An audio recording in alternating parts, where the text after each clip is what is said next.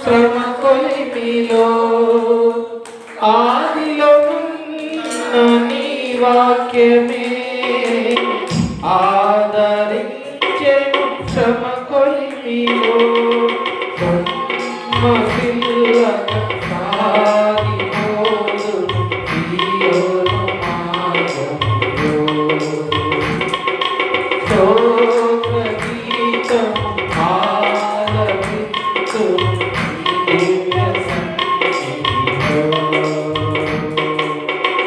అమరుడవు నీవు నా యేసయ్యా ఆదియుగంతము నీవేనయ్యా అమరుడవు నీవు నా యేసయ్యా ఆదియుగంతము నీవేనయ్యా శక్తికి మించిన సమరములో నేర్పితివి నాకు నీ చిత్తమే శిక్షకుగానే శోధనలన్నీ ఉన్నత కృపతో నన్ను నింపుటకే శక్తికి మించిన సమరములో నేర్పితివి నాకు నీ చిత్తమే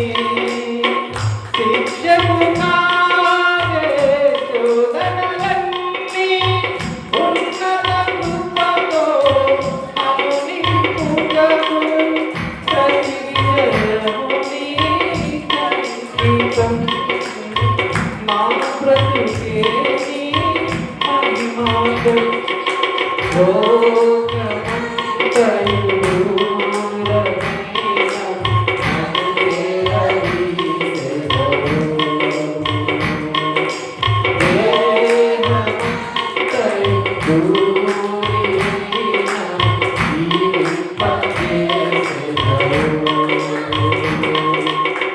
అమరుడవు నీవు నా యేసయ్యా ఆదియుగంతము నీవేనయ్యా అమరుడవు నీవు నా యేసయ్యా ఆదియుగంతము నీవేనయ్యా వేకువ కురిసిన చిరుజల్లులో నీ కృప నాలో ప్రవహించగా పొందినెన్నో ఉపకారములు నన్ను తననే ప్రతిదినము వేకువ కురిసిన చిరుజల్లులో నీ కృప నాలో ప్రవహించగా పొందినెన్నో ఉపకారములు నన్ను తననే ప్రతిదినము తీర్చగలనా నీ గుణమును మరువగలనా నీ ప్రేమను కన్న తండ్రిగా నన్ను కాచి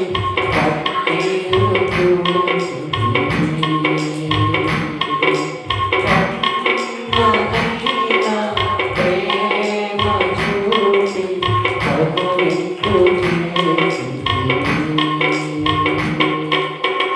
అమరుడవు నీవు నా యేసయ్యా ఆదియుగంతము నీవేనయ్యా అమరుడవు నీవు నా యేసయ్యా ఆదియుగంతము నీవేనయ్యా జన్మరు వృక్షమును పోలినా గుణశీలుడవు నీవేనయ్యా మరణము గెలిచిన పరిశుద్ధుడవు పునరుద్ధానుడవు నీవయ్యా జన్మరు వృక్షమును పోలినా గుణశీలుడవు నీవేనయ్యా మరణము గెలిచిన పరిశుద్ధుడవు పునరుద్ధానుడవు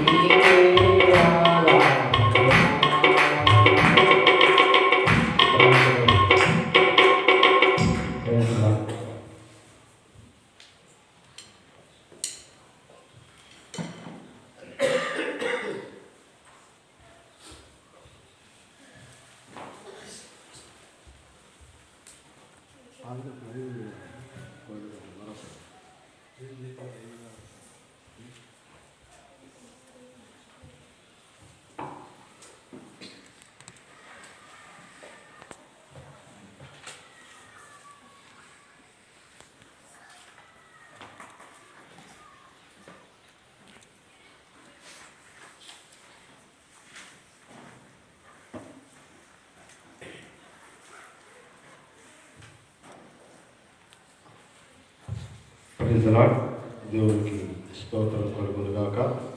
దేవుని పునరుద్ధాన పండుగ దినమందు దేవుని వచ్చి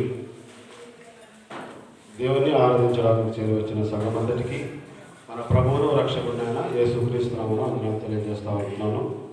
దేవుడు ఇంతవరకు చక్కని పాటలతో సంగీత స్వరాలతో మన దేవుని మనకి ఆరాధించడానికి మనకి ఇంతవరకు సహాయం చేశాడు. అందుని బట్టి దేవునికి స్తోత్రాలు. మరి వాక్యమై ఉన్న దేవుని పరిశుద్ధ గ్రంథంలో నుండి మరి లేఖనాలను చూసుకొని వాక్యానుసారంగా మనం దేవుణ్ణి ఆరాధించడానికి ముందుకు వెళ్తామండి. మరి అందుకు సహాయకరంగా దేవుని మహాపరిశుద్ధ గ్రంథంలో నుండి కొన్ని మాటలను చూసుకుందాం. మరి ఎప్పుడూ చూసేటువంటి ఆ మాటలనే మళ్ళీ చూస్తాం. కొత్త మాటలు అంటే ధ్యానించం, కానీ పరిశుద్ధ గ్రంథంలో అనేక మాటలు మనం విన్న మాటలనే మరలా ఒకసారి వాటిని చూసుకొని నూతన పద్ధతిలో నూతన విధానంలో దేవుణ్ణి ఆరాధించడానికి మనము ముందుకు వెళ్దామండి. మరి దేవుని మహాపరిశుద్ధ గ్రంథంలో నుండి కీర్తన 100వ కీర్తనను మనమందరము మరి ఒక అంటే మనమందరము మరి మార్చి ఒక లేఖన భాగాలు 5 వచనాలు ఉంటాయండి. మార్చి చూసుకున్నామండి. పాత నిబంధన గ్రంథము పేజ్ నంబర్ 504 మరి కీర్తన 100వ కీర్తన 5 వచనాలు మొదటి వచనం నుంచి. సమస్త దేశములారా యెహోవాకు ఉత్సాహ ధ్వని చేయుడి,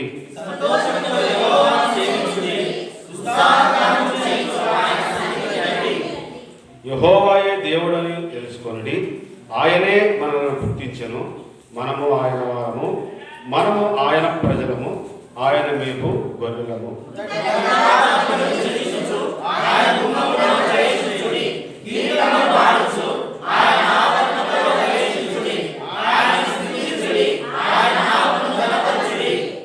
యెహోవా దయాళుడు, ఆయన కృప నిత్యముండును, ఆయన సత్యము తరతరములు ఉండును. దేవుని యొక్క సహాయార్థం కోసం మనం ప్రార్థన చేసుకున్నామండి.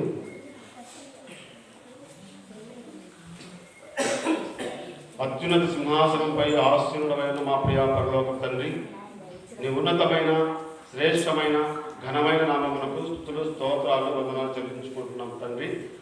మరి గత పునరుద్ధాన దినం నుండి ఇప్పటి వరకు మీ కృపాక్షేమములతో మిమ్మల్ని భద్రపరిచి సజీవ లేఖలో ఉంచి సజీవుడైన మిమ్మల్ని మరొకసారి జ్ఞాపకం చేసుకోవడానికి, మిమ్మల్ని స్థుతించడానికి, మిమ్మల్ని ఆరాధించడానికి ఇచ్చినటువంటి ఈ శ్రేష్టమైన సమయాన్ని బట్టి నీకు స్తోత్రాలు వందనాలు చెల్లించుకుంటున్నాం. ఈ దినమును చూడక ఎందరో మట్టిలో కలిసి ఉంటుండగా మమ్మల్ని సజీవ లేఖలించిన దేవా నీకు స్తోత్రాలు. ఉదయకాలంలో సండే స్కూల్ పరిచయాన్ని చక్కగా జరిగించినందుకు తల్లి నీకు స్తోత్రాలు. మీ యొక్క ఆరాధనలో పాటల ద్వారా మీరే మగిలిపోయినందుకు స్తోత్రాలు తండ్రి. మరి వాక్యమై ఉన్న దేవ పరిశుద్ధ లేఖనాల్లో ఉండి నిన్నే మాత్రమే చూసుకొని నిన్ను ఆరాధించే భాగ్యము మాకు అందరికి దయచేయమని పెట్టుకుంటున్నాం. వచ్చిన వారిని బట్టి నీకు స్తోత్రాలు. రావాల్సిన వారు ఉండగా త్వరపెట్టి నడిపించండి. మరి ముఖ్యంగా అల్పుడను అయోగ్యుడను ఎన్నికలేని నన్ను మీరు జ్ఞాపకం చేసుకున్న దేవానికి స్తోత్రాలు. మీరే ఆయన నుండి మాట్లాడి మహిమ పొందుమని మా ప్రాణప్రియుడు రక్షకుడు యేసుక్రీస్తునామమున ప్రార్థించి స్తుతించి అడిగి పెట్టుకొనుచున్నాం తండ్రి. Praise the Lord. దేవునికి స్తోత్రం కలుగునుగాక. ప్రియమైన దేవుని బిడ్డలారా, మనము ఈ 100వ కీర్తనని అనేక మార్లు మనము చూసుకున్నాం, చదువుకున్నాం, ధ్యానించుకున్నాం. అనేక వాక్యాల్లో మనం ఈ లేఖనాలను కూడా చూసుకున్నాం. కాబట్టి ఈ యొక్క కీర్తనల గురించి ఆలోచన చేసినట్లయితే ఇది ఒక స్తుతి కీర్తన, స్తుత్యార్పణ కీర్తన అని ఉంది. అంటే మరి దావీదు మరి ఆరాధించినట్లు మరి రాసినటువంటి యొక్క గీతం అని మనకి బయలుపడతా ఉంటుంది. ఇది ఒక ఆరాధన కీర్తన.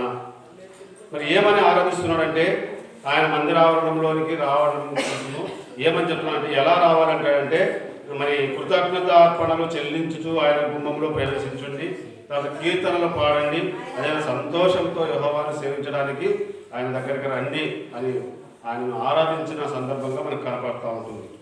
మరి ఈ యొక్క కీర్తనలో నుంచి మనం ఒక 3వ వచనాన్ని మనం చూసుకొని ఆరాధనకు సంబంధించినటువంటి లేఖనాలను మనం ధ్యానిస్తాం. రండి. 3వ యెహోవాయే దేవుడు అని తెలుసుకోండి. ఆయనే మనల్ని పుట్టించను, మనం ఆయన వారము, మనం ఆయన ప్రజలము, ఆయన మేపు గొర్రెలము, ఆయన మేపు గొర్రెలము. ఈరోజు మనం ఆరాధనకు ప్రధాన అంశంగా ఆయన మేపు గొర్రెలము అనే మాటను ధ్యానిస్తాం. మనం చాలాసార్లు అనేక సార్లు లేఖనాల్లో చూసుకున్నాం గొర్రెలము గొర్రెలము గొర్రెలము. ఆయన గొర్రెలము, ఆయన మేపుచున్న గొర్రెలము, ఆయన సొంత గొర్రెలము అని మనం తెలుసుకోవచ్చు. ఈ లోకంలో చాలామంది మనల్ని అదే పేరు పెట్టే పిలుస్తారు, గొర్రెలు గొర్రెలు అని హేళన చేసి మాట్లాడే సందర్భాలు కూడా చాలాసార్లు వింటున్నాం. కానీ అది నిజమే, మనమందరము ఆయన మేపు గొర్రెలమే. మనం కూడా వారి కోసం ప్రార్థన చేయాలి. వీరిని కూడా గొర్రెలుగా మార్చు దేవుడాన్ని మనము ప్రార్థన చేయాలి. ఎందుకంటే ఆ గొర్రెలు దేవుని యొక్క కుడి పార్శ్వంలో ఉంటాయి, అవి పరలోకానికి సంబంధించిన వాటి.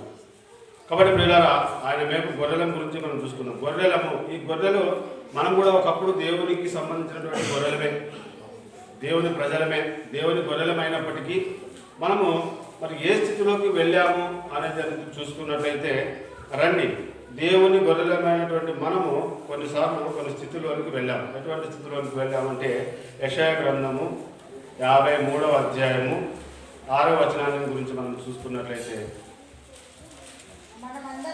మనమందరము చాలా గొర్రెల వలె త్రోవ తప్పిపోతాము. మనం ఒక ఆత్మీయ స్థితిని, గత జీవితం మన యొక్క ఆత్మీయ స్థితిని అనుసరించి ఆలోచన చేసినట్లయితే మనం తప్పిపోయిన గొర్రెలంగా ఉన్నామంట. ఎట్లున్నామంట? తప్పిపోయిన గొర్రెలము.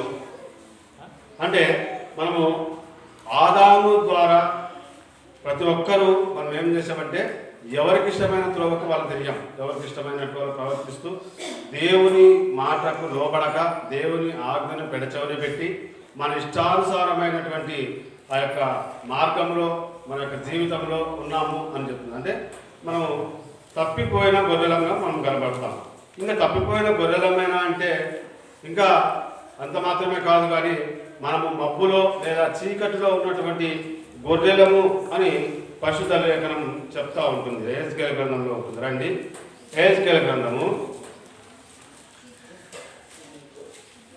34వ వచనము 12వ వచనము మధ్యలో ఉంటుంది. 34-12 మధ్యన.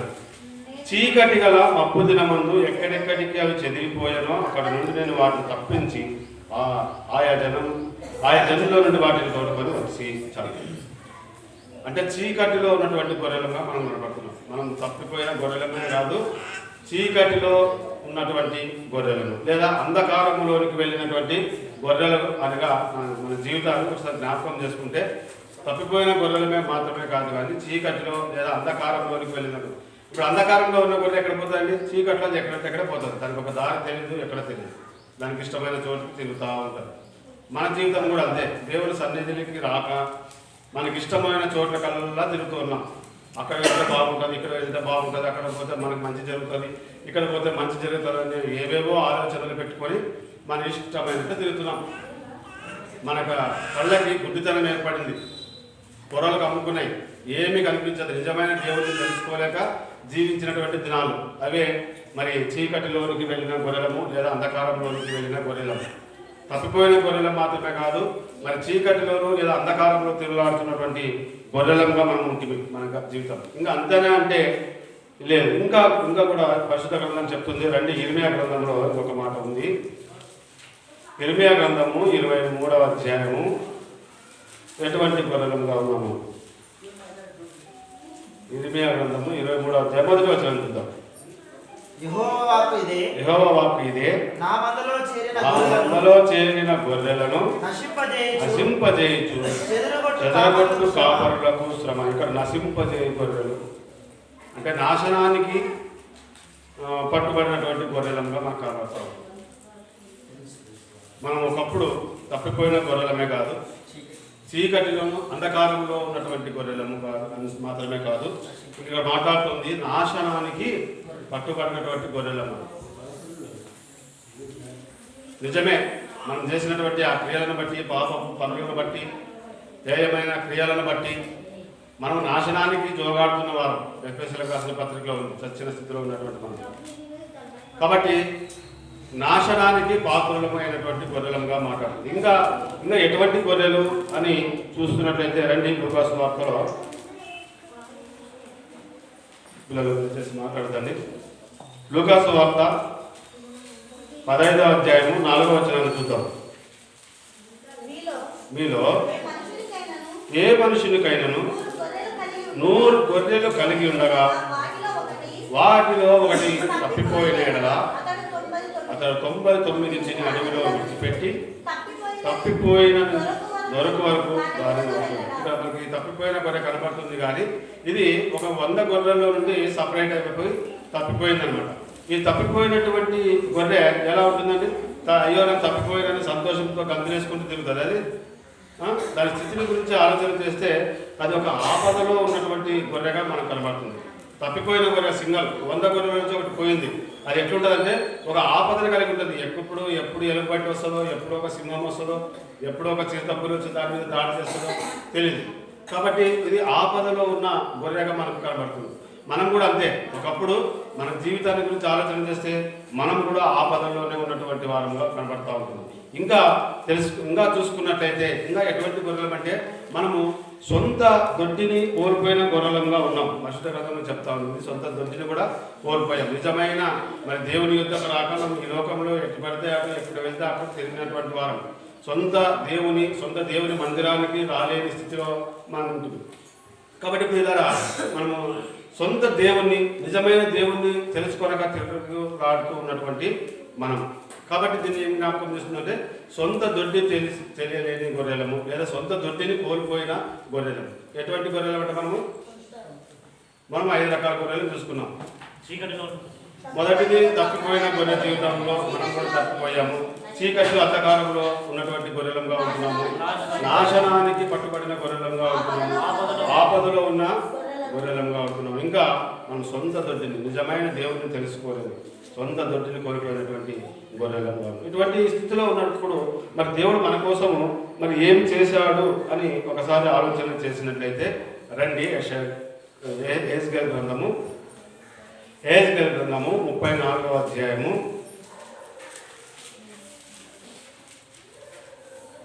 11వ వచనాన్ని చదువుతాం. ప్రభువైన యెహోవా సెలవిచ్చినదేమనగా ఇదిగో నేను నేనే నా గొర్రెలను వెదకి వాటిని కనుగొందును. ఏమంటున్నాడు దేవుడు? నేనే దేవుడిని, నేనే నా గొర్రెలను వెదకినానంటాడు.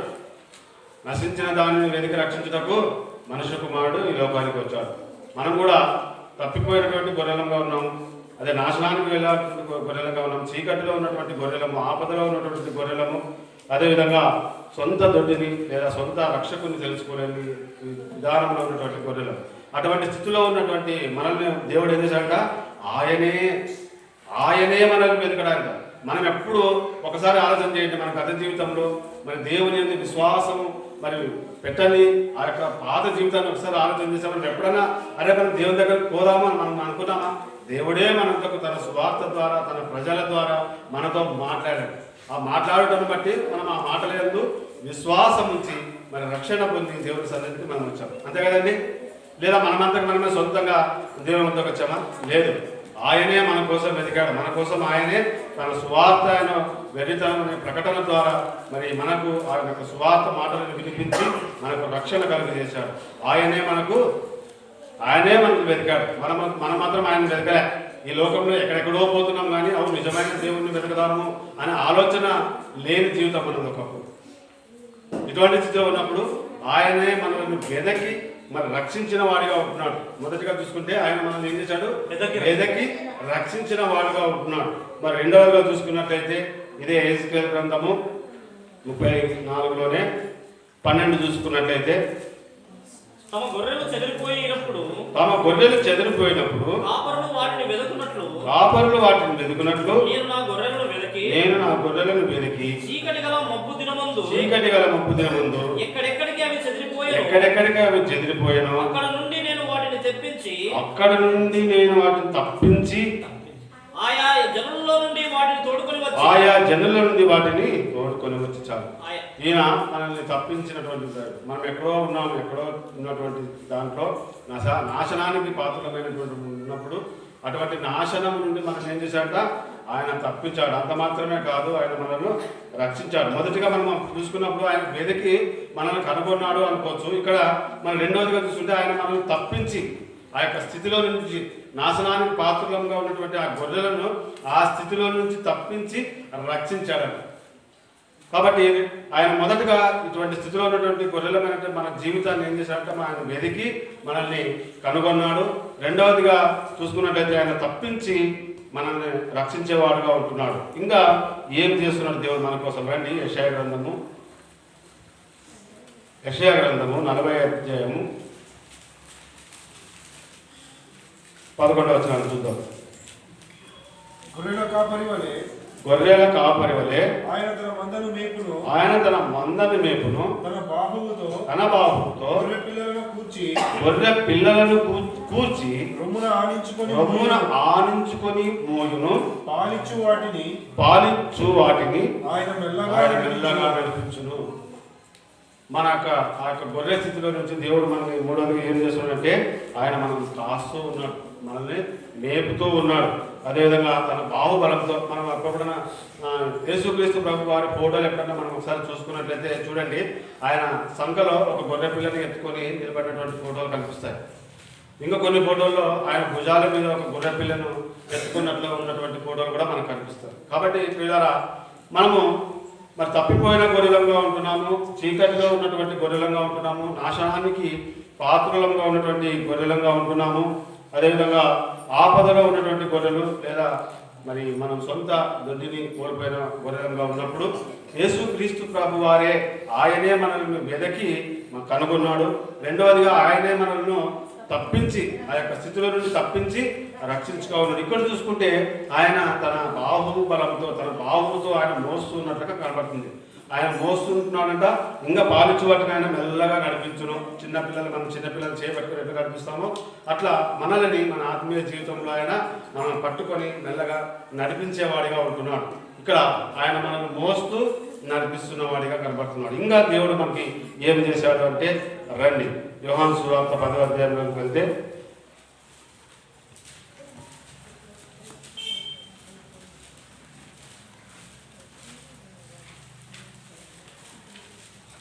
ఇరవై 28వ వచనాన్ని మనం చూద్దాం.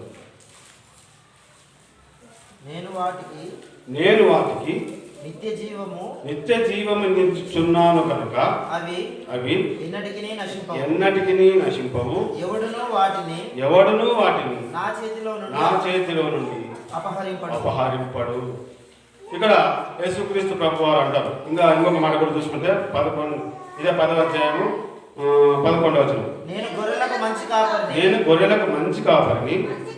మంచి కాపరి గొర్రెల కొరకు తన ప్రాణం పెట్టును.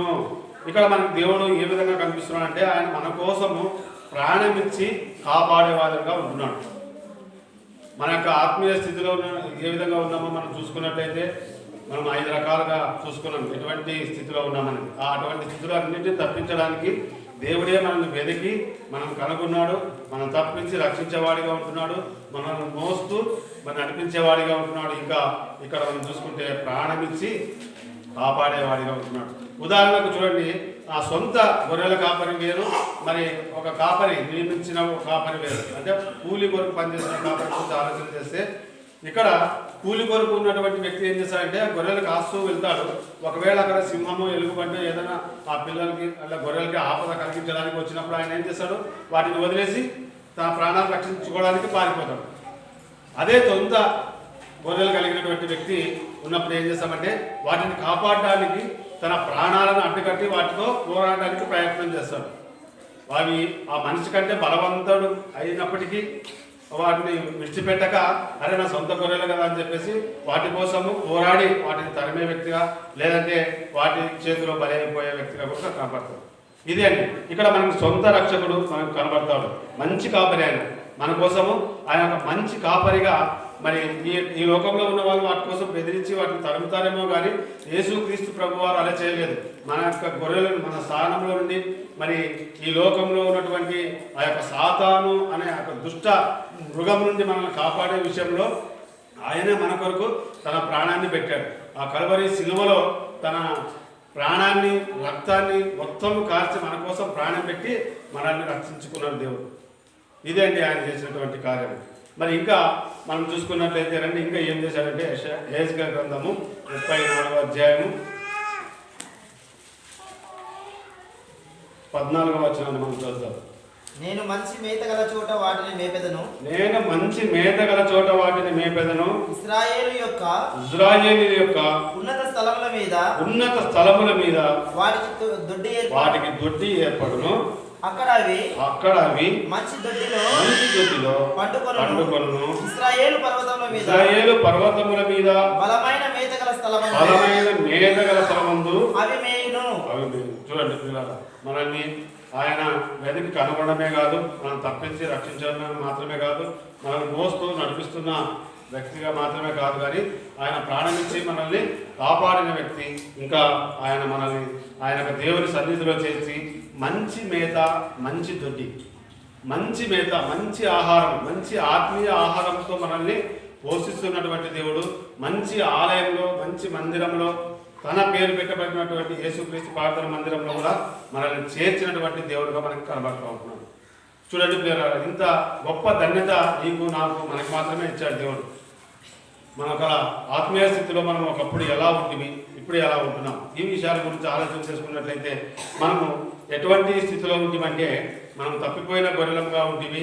అదేవిధంగా చీకటిలో ఉన్నటువంటి గొర్రెలము, నాశనానికి పాత్రమైనటువంటి గొర్రెలము, ఆపదలో ఉన్నటువంటి గొర్రెలముగా ఉన్నప్పుడు, సొంత దొడ్డిని కోల్పోయినటువంటి గొర్రెలముగా ఉన్నప్పుడు యేసుక్రీస్తు ప్రభువారు నిన్ను నన్ను ప్రేమించి పరలోకములో మరి ఆయన అంత గొప్ప ఆధిక్యత, ఆయన సింహాసనము, అక్కడ సింహాసనం అంటే ఆయన పాదపీఠము భూమి మీద ఉంటుంది. అంత అటువంటి గొప్ప వ్యక్తి, మహాకాశంలో పట్టజాలనేటువంటి ఆ గొప్ప వ్యక్తి, ఆ మహా వ్యక్తి ఏమయ్యాడంటే నిన్ను నన్ను వెదకి రక్షించడానికి ఈ భూలోకానికి ఏం చేశాడంటే చిన్న పిల్లవాని మాదిరిగా ఈ భూలోకంలో జన్మించాడు.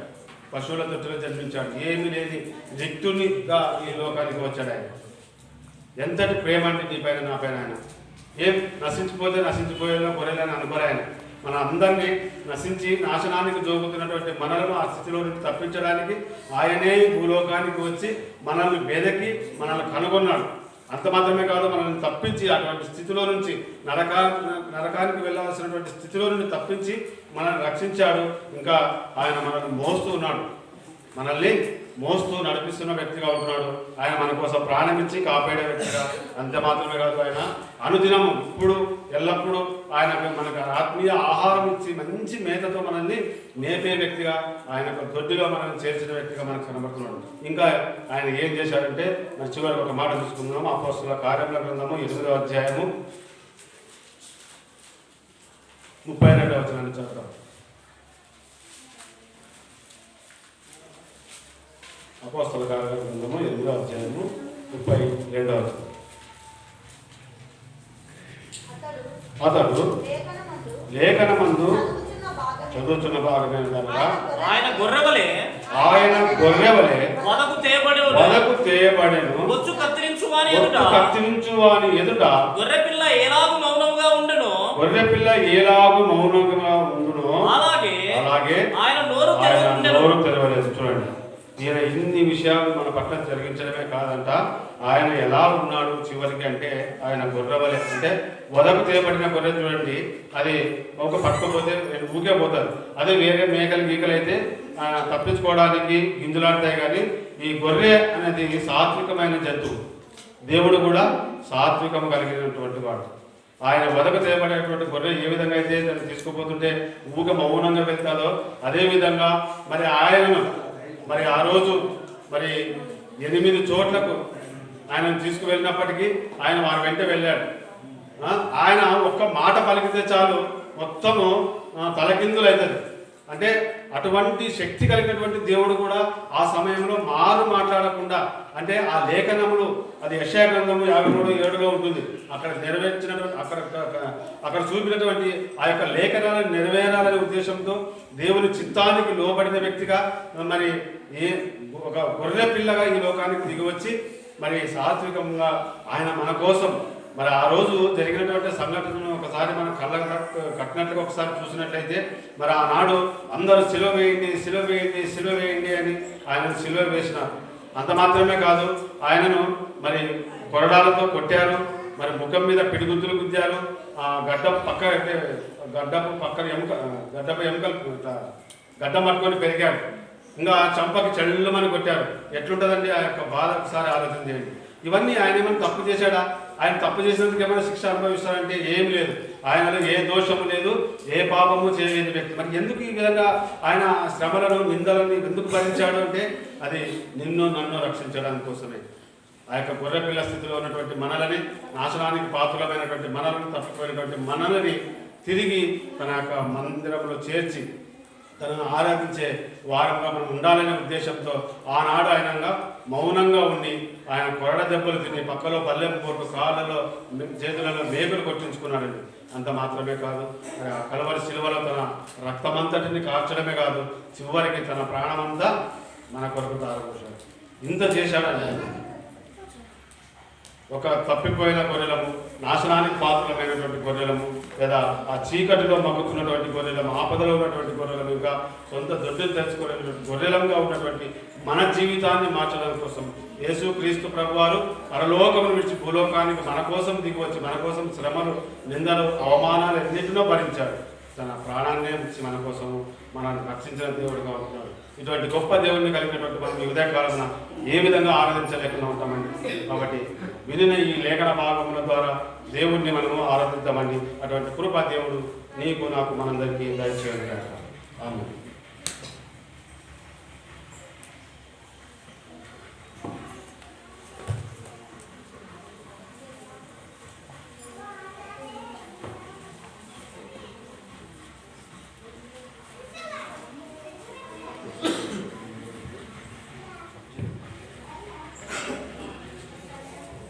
మంచిది. ఆరాధన తలంపులు విన్నవారు పురుషుల్లో నుంచి ఇద్దరు, స్త్రీలోంచి ఇద్దరు ఆరాధించండి. ఆరాధన తలంపు వెళ్ళిన వారు ప్రతి ఒక్కరు ఇద్దరు, పురుషుల్లో ఇద్దరు, స్త్రీలో ఇద్దరు ఆరాధించండి.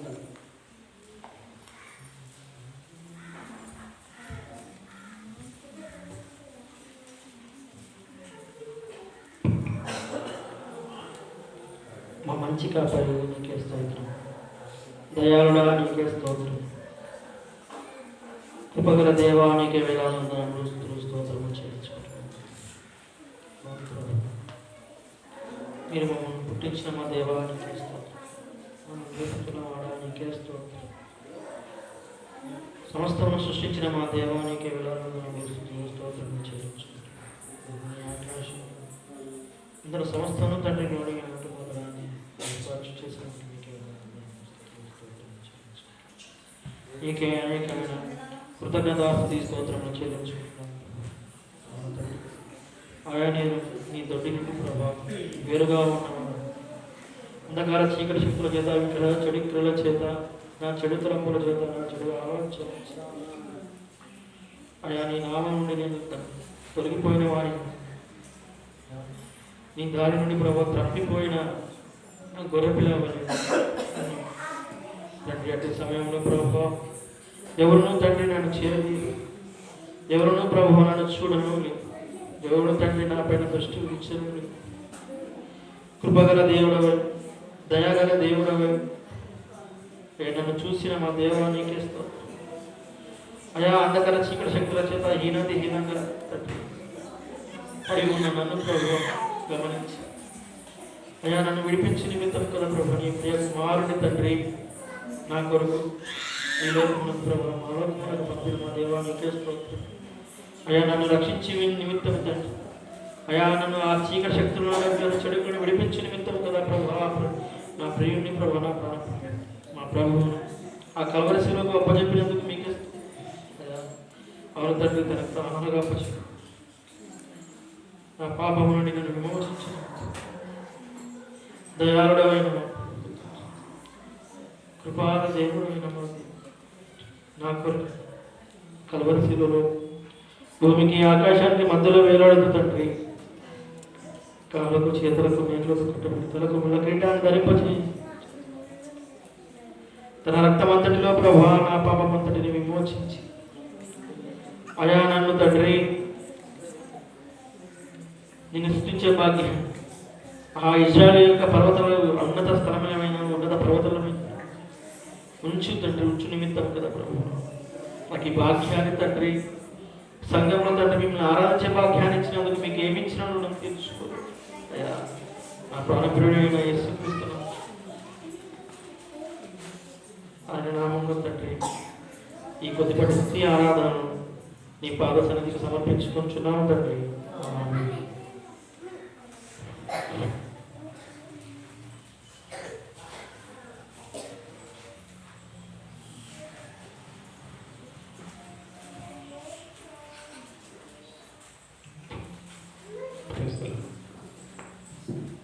అత్యున్నత సింహాసనం మీద ఆసీనుడైన దేవ, సర్వజన దర్శకుడు, సర్వ సృష్టికి ఆది సంభూతుడు, సృష్టికర్తమైన దేవు, మొదటి వాడు కడపటి వాడు, ఆది అంతమైన వాడానికి స్తుతులు చెల్లిస్తున్నాం.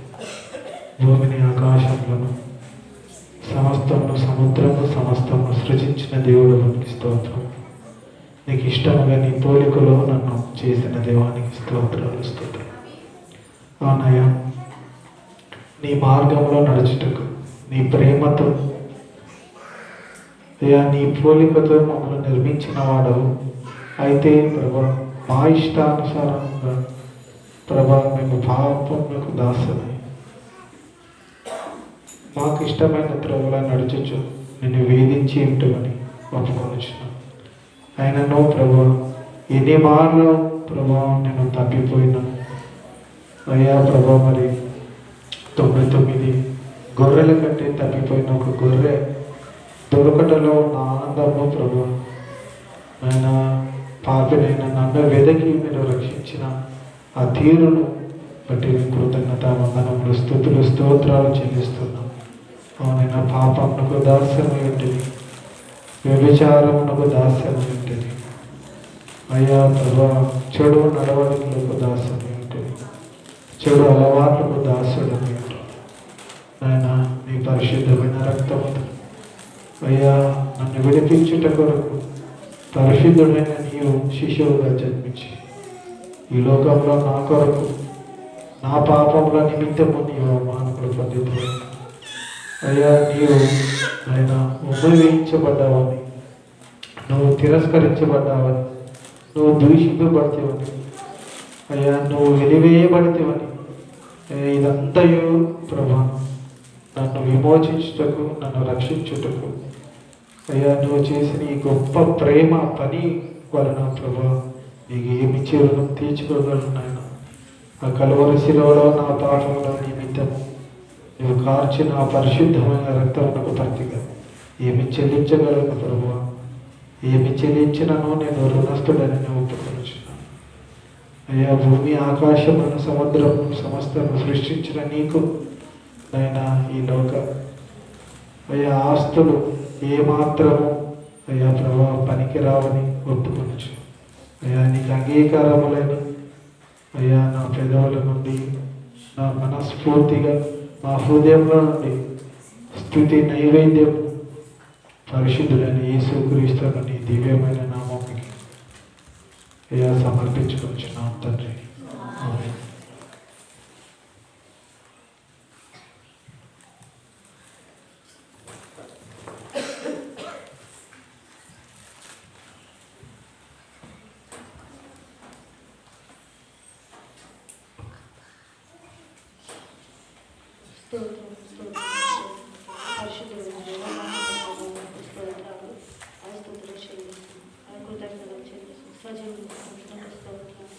అయా నన్ను సజీవుడు కలుగుంచి అయా నీ సన్నిధానంగా నడిపించి అయా సజీవుడైన నిన్ను స్తుతించే భాగ్యం, ఆరాధించే భాగ్యం నా పట్ల మీరు చూపినందుకు నీకు స్తోత్రాలు స్తుతులు చెల్లిస్తూ అయ్యా ఈ నూతన సంవత్సరంలో అయ్యా మొదటి జనవరి మాసంలో అయ్యా 2వ జ్ఞాపకం చేసుకొని నడిపించిన విధానాన్ని బట్టి నీకు స్తోత్రాలు అయ్యా స్తుతులు చెల్లిస్తున్నాను.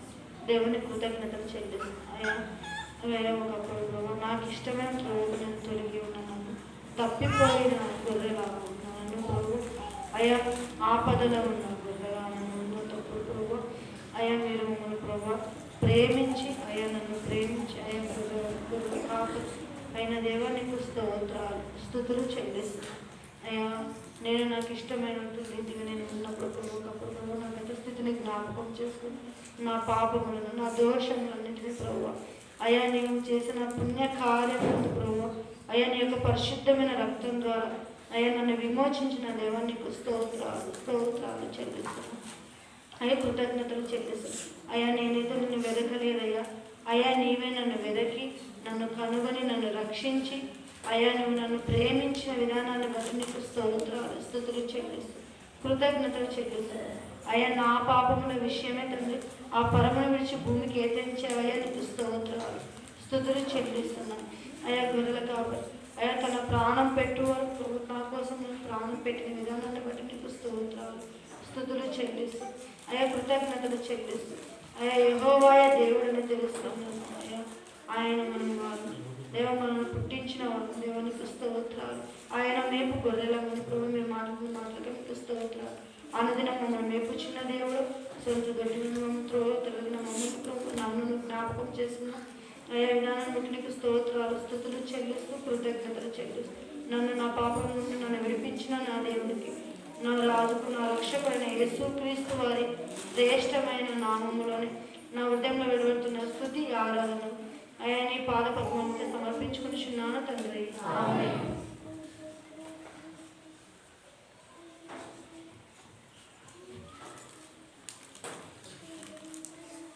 దయచేసి సమయం కోరేదండి.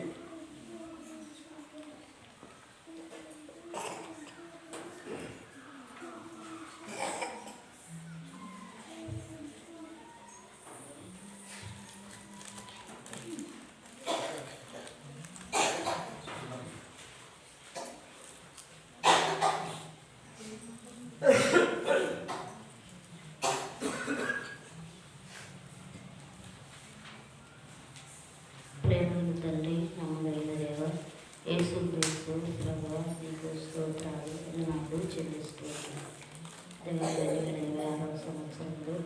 అయ్యా మరి ప్రాంతంలో దేవాలయ సన్నిధికి అయ్యా మమ్మల్ని నడిపించినందుకే నీకు స్తోత్రాలు వందనాలు చెల్లిస్తుంటున్నాను.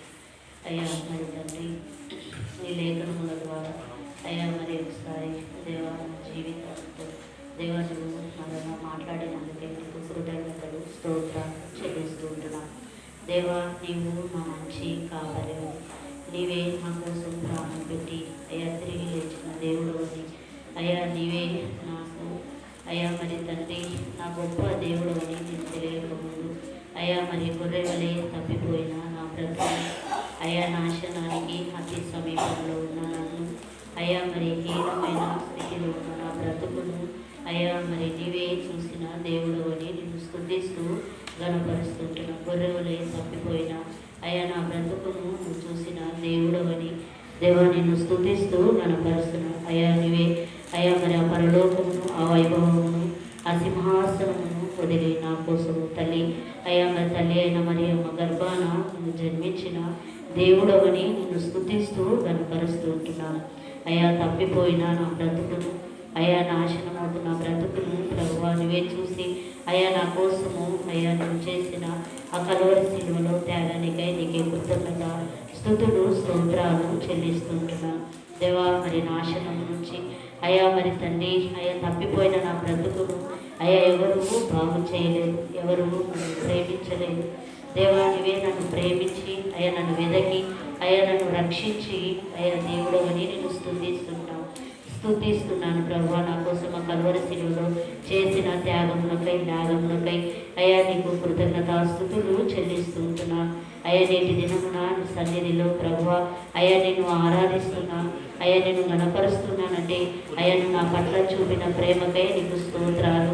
అయ్యా మరి నన్ను ప్రభువా తండ్రి ప్రేమించి అయ్యా మరి తండ్రి నా కోసము చేసిన ఆ కలువరి సిలువలో యాగమునకై అయ్యా నీకే కృతజ్ఞతాస్తుతులు చెల్లిస్తూ ఉంటున్నాను. దేవా నా పట్ల ఇంత కార్యము చేసిన తండ్రి నీకు స్తోత్రాలు వందనాలు చెల్లిస్తుంటున్నాను.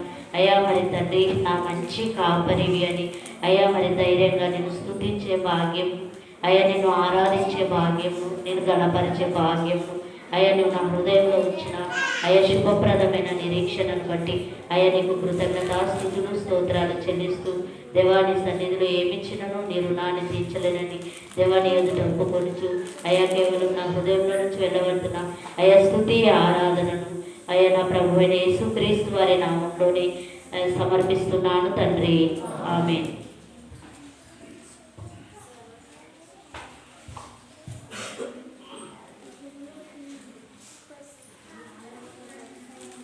సజీవుడైన తండ్రి, పరిశుద్ధుడైన దేవ, మహోగరుడ, వందనాలు స్తోత్రాలు చెల్లిస్తున్నాను. కాల సమయంలో నా తండ్రి నేను ఆరాధన తోడుగా నడిపించినందుకు నేను స్తుతిస్తున్నాను. రాజా యెహోవాయే దేవుడని తెలుసుకున్నానని చెప్పేవాళ్ళైనా యెహోవాయే దేవుడని తెలుసుకోకుండా నేను ఈ లోకంలో జీవిస్తుండగా తండ్రి నేను దారి తప్పి తిరుగుతుండగా నా తండ్రి నేను మంచి కాపరివై నా తండ్రి 99 గొర్రెలను విడిచి నా తండ్రి ఒక గొర్రె ఎదిగిపోయిన నన్ను నా తండ్రి తప్పిపోయిన నన్ను దేవా నీవు వెతికి రక్షించడానికి దేవా పరలోకాన్ని విడిచి తండ్రి ఈ లోకానికి దిగి వచ్చి నా నిమిత్తము నా తండ్రి నైనా సమస్తమును నైనా మీరే యాగం చేసిన తండ్రి వందనాలు చెల్లిస్తున్నాను ప్రభా. నా కొరకు నా తండ్రి మంచి కాపరివై నా తండ్రి మంచి కాపరినైనా తన గొర్రెల కొరకు ప్రాణం పెట్టిన దేవుడు నువ్వే నా తండ్రి. అవును నాయన గొర్రెల వలె తప్పిన మమ్మలను నన్ను నా ప్రభా ఈ విధంగా నాయన రక్షించడానికి దేవా నువ్వు చేసిన మేలును బట్టి నాకు చెల్లిస్తున్నాను ప్రభా. నేను కలవరి సిలువలో నా తండ్రి భూమి ఆకాశానికి మధ్యలో నా ప్రభా నా కొరకు నా తండ్రి నేను వేలాడి నైనా విలువైన రక్తం పరిశుద్ధమైన రక్తం అమూల్యమైన రక్తం నా ప్రభా నా కొరకు చిందించి నా తండ్రి నేను ఈ గొర్రె కొరకు నా ప్రభా నీవే ప్రాణం పెట్టిన తండ్రి వందనాలు చెల్లిస్తున్నాను తండ్రి. నేను నా కొరకు నా ప్రభా ఎవరు ప్రాణం పెట్టలేదు, ఎవరు నన్ను ప్రేమించలేదు, ఎవరు నన్ను చేరదీయలేదు ప్రభా. నీవే నన్ను చేరదీసిన తండ్రి వందనాలు, నీవే నన్ను మొదట ప్రేమించిన తండ్రి వందనాలు. నువ్వు నా పట్ల ఎన్నో గొప్ప కార్యములు చేసి నన్ను రక్షించిన నా దేవునికి నా రాజుకు నా ప్రభువులకు నాయన ఏమిచ్చి నీ రుణాన్ని తీర్చుకోగలను ప్రభ, ఏమి లేని వాడిన ప్రభ. అందుకే నీవు అనుగ్రహించిన రక్షణ పాత్రను చేత పట్టుకొని ఈ కొద్దిపాటి స్తుతి ఆరాధన నా ప్రియుడు నా రక్షకుడైన యేసుక్రీస్తు నీ పరిశుద్ధమైన పాదములకి సమర్పిస్తున్నాను తండ్రి. ఆమేన్. మంచిది. అందరూ లేచి 2 నిమిషాలు ఆ విధంగా అందరూ ఆరాధించలేదు కాబట్టి ఒక 2 నిమిషాలు దేవుణ్ణి ఆరాధించండి.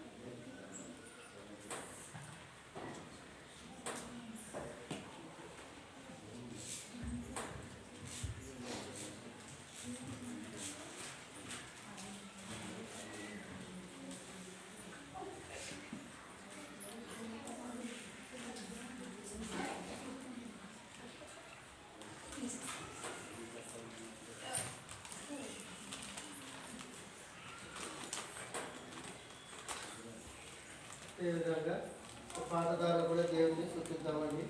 దేవుడిని మైపడతామండి.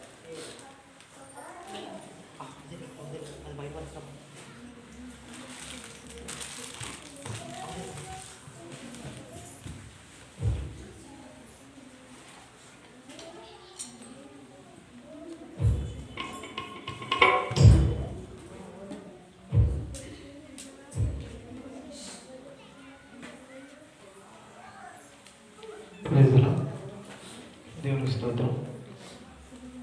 ఓ ప్రభువా, ఓ ప్రభువా, నీవే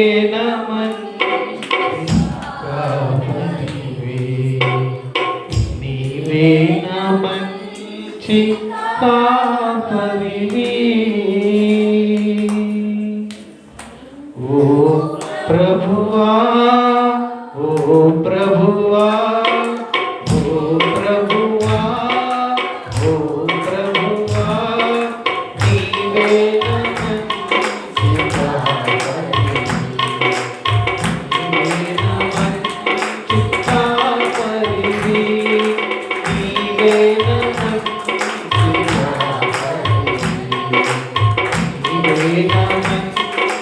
కాపరివి, నీవే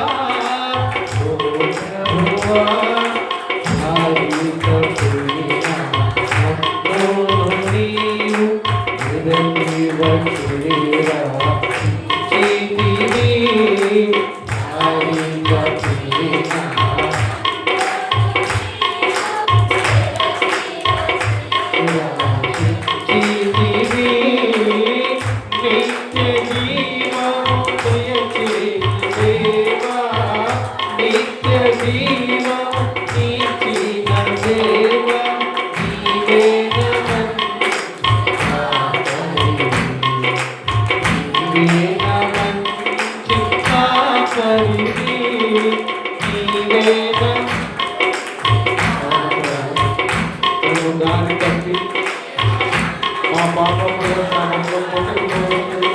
అలా పట్టుకుని మా బ్రతుకులను బాగు చేసి దారికి తెచ్చి ప్రభువా మీరు రక్షించారు.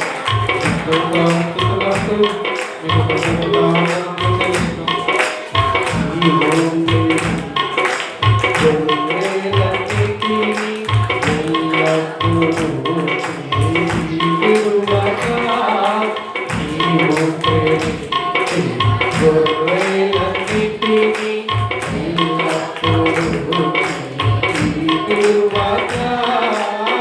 అంతము వరకు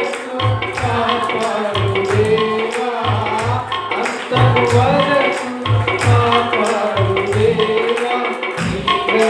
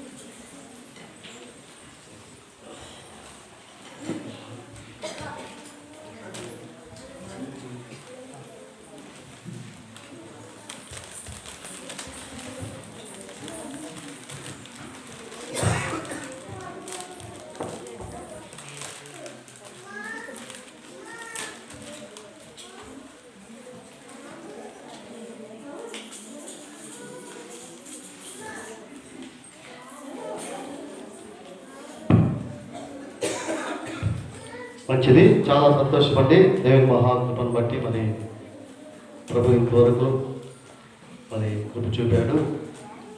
మరి మనము ప్రాముఖ్యమైన సమయంలోకి వచ్చాం. దయచేసి సంఘ ప్రియులు ఎవరైనా బయట ఉంటే లోపల వచ్చి కూర్చోవాలని ప్రేమతో మనం కోరుచున్నాం. మరి మన మధ్యకు రెవరెండ్ పాస్టర్ రాజు గారు వచ్చారు. ఆయనకు మనము చప్పట్లు కొడుతూ ప్రేమతో ఆహ్వానిస్తాం మందిరంలోనికి. అలాగే అన్నగారికి నూతన సంవత్సర శుభాకాంక్షలు చెప్తున్నాం. కుటుంబానికి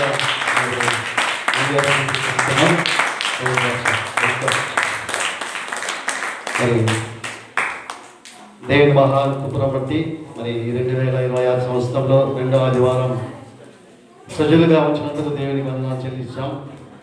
మరి యొక్క సమయంలో అన్నగారికి సమయం ఇస్తూ జీవవాక్యాన్ని ఇవ్వాలని కోరుతూ ఆయన ప్రేమతో మరొకసారి ఆహ్వానిస్తున్నాం. మంచిది.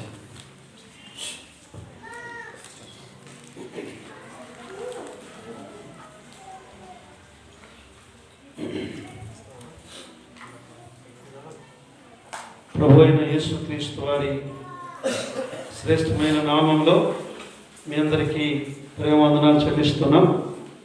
ప్రియులారా, మరి ప్రభు దినములో మనం ఆరాధనకు చేరువచ్చి ఆయన శరీరానికి సాదృశ్యంగా ఉన్న ఆ రొట్టెలో, ఆయన రక్తానికి సాదృశ్యంగా ఉన్న ఆయన పాత్రలో మనం చేయవేయడానికి ఆయన యోగ్యతనిచ్చాడు.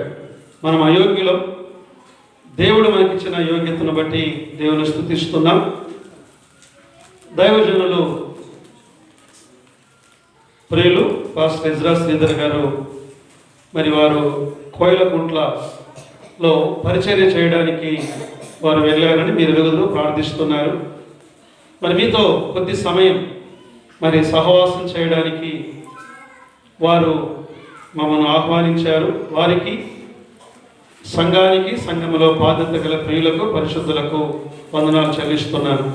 ప్రియులారా, నేరుగా దైవ గ్రంథమైన బైబిల్లో నుండి వాక్యాన్ని చదువుకొని చిన్న వర్తమానం విని ఆ తర్వాత ప్రభు బలలో మనం పాలు పొందుదాం. పాత నిబంధనలు. సో మీకు సెల్స్ ఉన్నాయి కదా, ఒకసారి సెల్ ఫోన్స్ అన్నింటినీ పైకి ఇలా ఎత్తి ఇలా నొక్కితే, ఆయన గట్టిగా నొక్కితే పవర్ ఆఫ్ బటన్ వస్తుంది. సో పవర్ ఆఫ్ చేసుకోండి. లేదు కొంతమంది మేము సెల్లో వాక్యం చూసుకుంటామంటే ఫ్లైట్ మోడ్లో పెట్టుకొని మీరు వాక్యం చూడండి, పర్వాలేదు. వాక్యం మధ్యలో మీ సెల్ ఫోన్ వస్తే నా మెసేజ్ స్టాప్ చేస్తుంది. నేను అట్లా కంటిన్యూ చెప్పను, నాకు చేత కాదు. కాబట్టి దయచేసి ఎవరికైనా అలాంటివి ఉంటే అభ్యంతరంగా ఫీల్ కావద్దండి. సో కొద్దిసేపే, ఒక అరగంట లోపుగా దైవ గ్రంథంలో దేవుని వాక్యాన్ని మనం విందాం. రూతు గ్రంథం, పాత నిబంధనలో రూతు గ్రంథం 2వ అధ్యాయం మొదటి 3 వచనాలను మనం చదువుకుందాం. రూతు గ్రంథం 2వ అధ్యాయం మొదటి 3 వచనాలు. నయోమి పెనిమిటికి బంధువుడొకడుండెను. అతడు చాలా ఆస్తిపరుడు. అతడు ఎలీమెలెకు వంశపు వాడై ఉండెను. అతని పేరు బోయజు. మోయాబీయురాలైన రూతు నీ సెలవైన ఎడల నేను పొలములోనికి పోయి ఎవని కటాక్షము పొందగలను వాని వెనుక పరిగెను ఏరుకొందునని నయోమితో చెప్పగా ఆమె నా కుమారి పొమ్మనెను. కాబట్టి ఆమె వెళ్ళి పొలములోనికి వచ్చి చేను కోయువారి వెనుక పొలములో ఏరుకొనెను. ఆ పొలములో ఆమె పోయిన భాగము ఎలీమెలెకు వంశపు వాడైన బోయజుది. ప్రార్థన. కృపగల మా దేవా, కరుణా సంపన్నుడా, కరుణా కటాక్షములు గల దేవుడవని మిమ్మల్ని స్తుతిస్తున్నాం. మీ ప్రజలమైన మేము మీ వాక్యము కొరకు ఆశతో ఉన్నాం. మీరు మాతో మాట్లాడుదురని యేసుక్రీస్తు ప్రభు నామమున ప్రార్థించి వేడుకుంటున్నాము తండ్రి, ఆమేన్. ప్రియులారా, ఈ రూతు గ్రంథం 4 అధ్యాయాలు గల గ్రంథం. మొదటి అధ్యాయములో ప్రయాణం, 2వ అధ్యాయములో పరిగె, 3వ అధ్యాయములో ప్రమాణము, 4వ అధ్యాయములో పరిణయం. ఇలా మీరు చెప్పుకుంటూ పోవచ్చు. ఒక్కొక్క అధ్యాయానికి ఒక పేరు కదా. మొదటి అధ్యాయములో కరువు, 2వ అధ్యాయములో కళ్ళము, 3వ అధ్యాయములో కటాక్షము, 4వ అధ్యాయములో కళ్యాణము. అంటే ఆ అధ్యాయాలు చదువుతూ ఉండగా ఒక్కొక్క అధ్యాయానికి ఒక పేరు. మీరు బైబిల్ చదివేటప్పుడు ఎప్పుడైనా అధ్యాయాన్ని చదవండి. నేను 90లో డిగ్రీ ముగించాను ఆర్ట్స్ అండ్ సైన్స్ కాలేజీలో. ఆ తర్వాత 91లో దేవుడు సేవకు పిలిచాడు.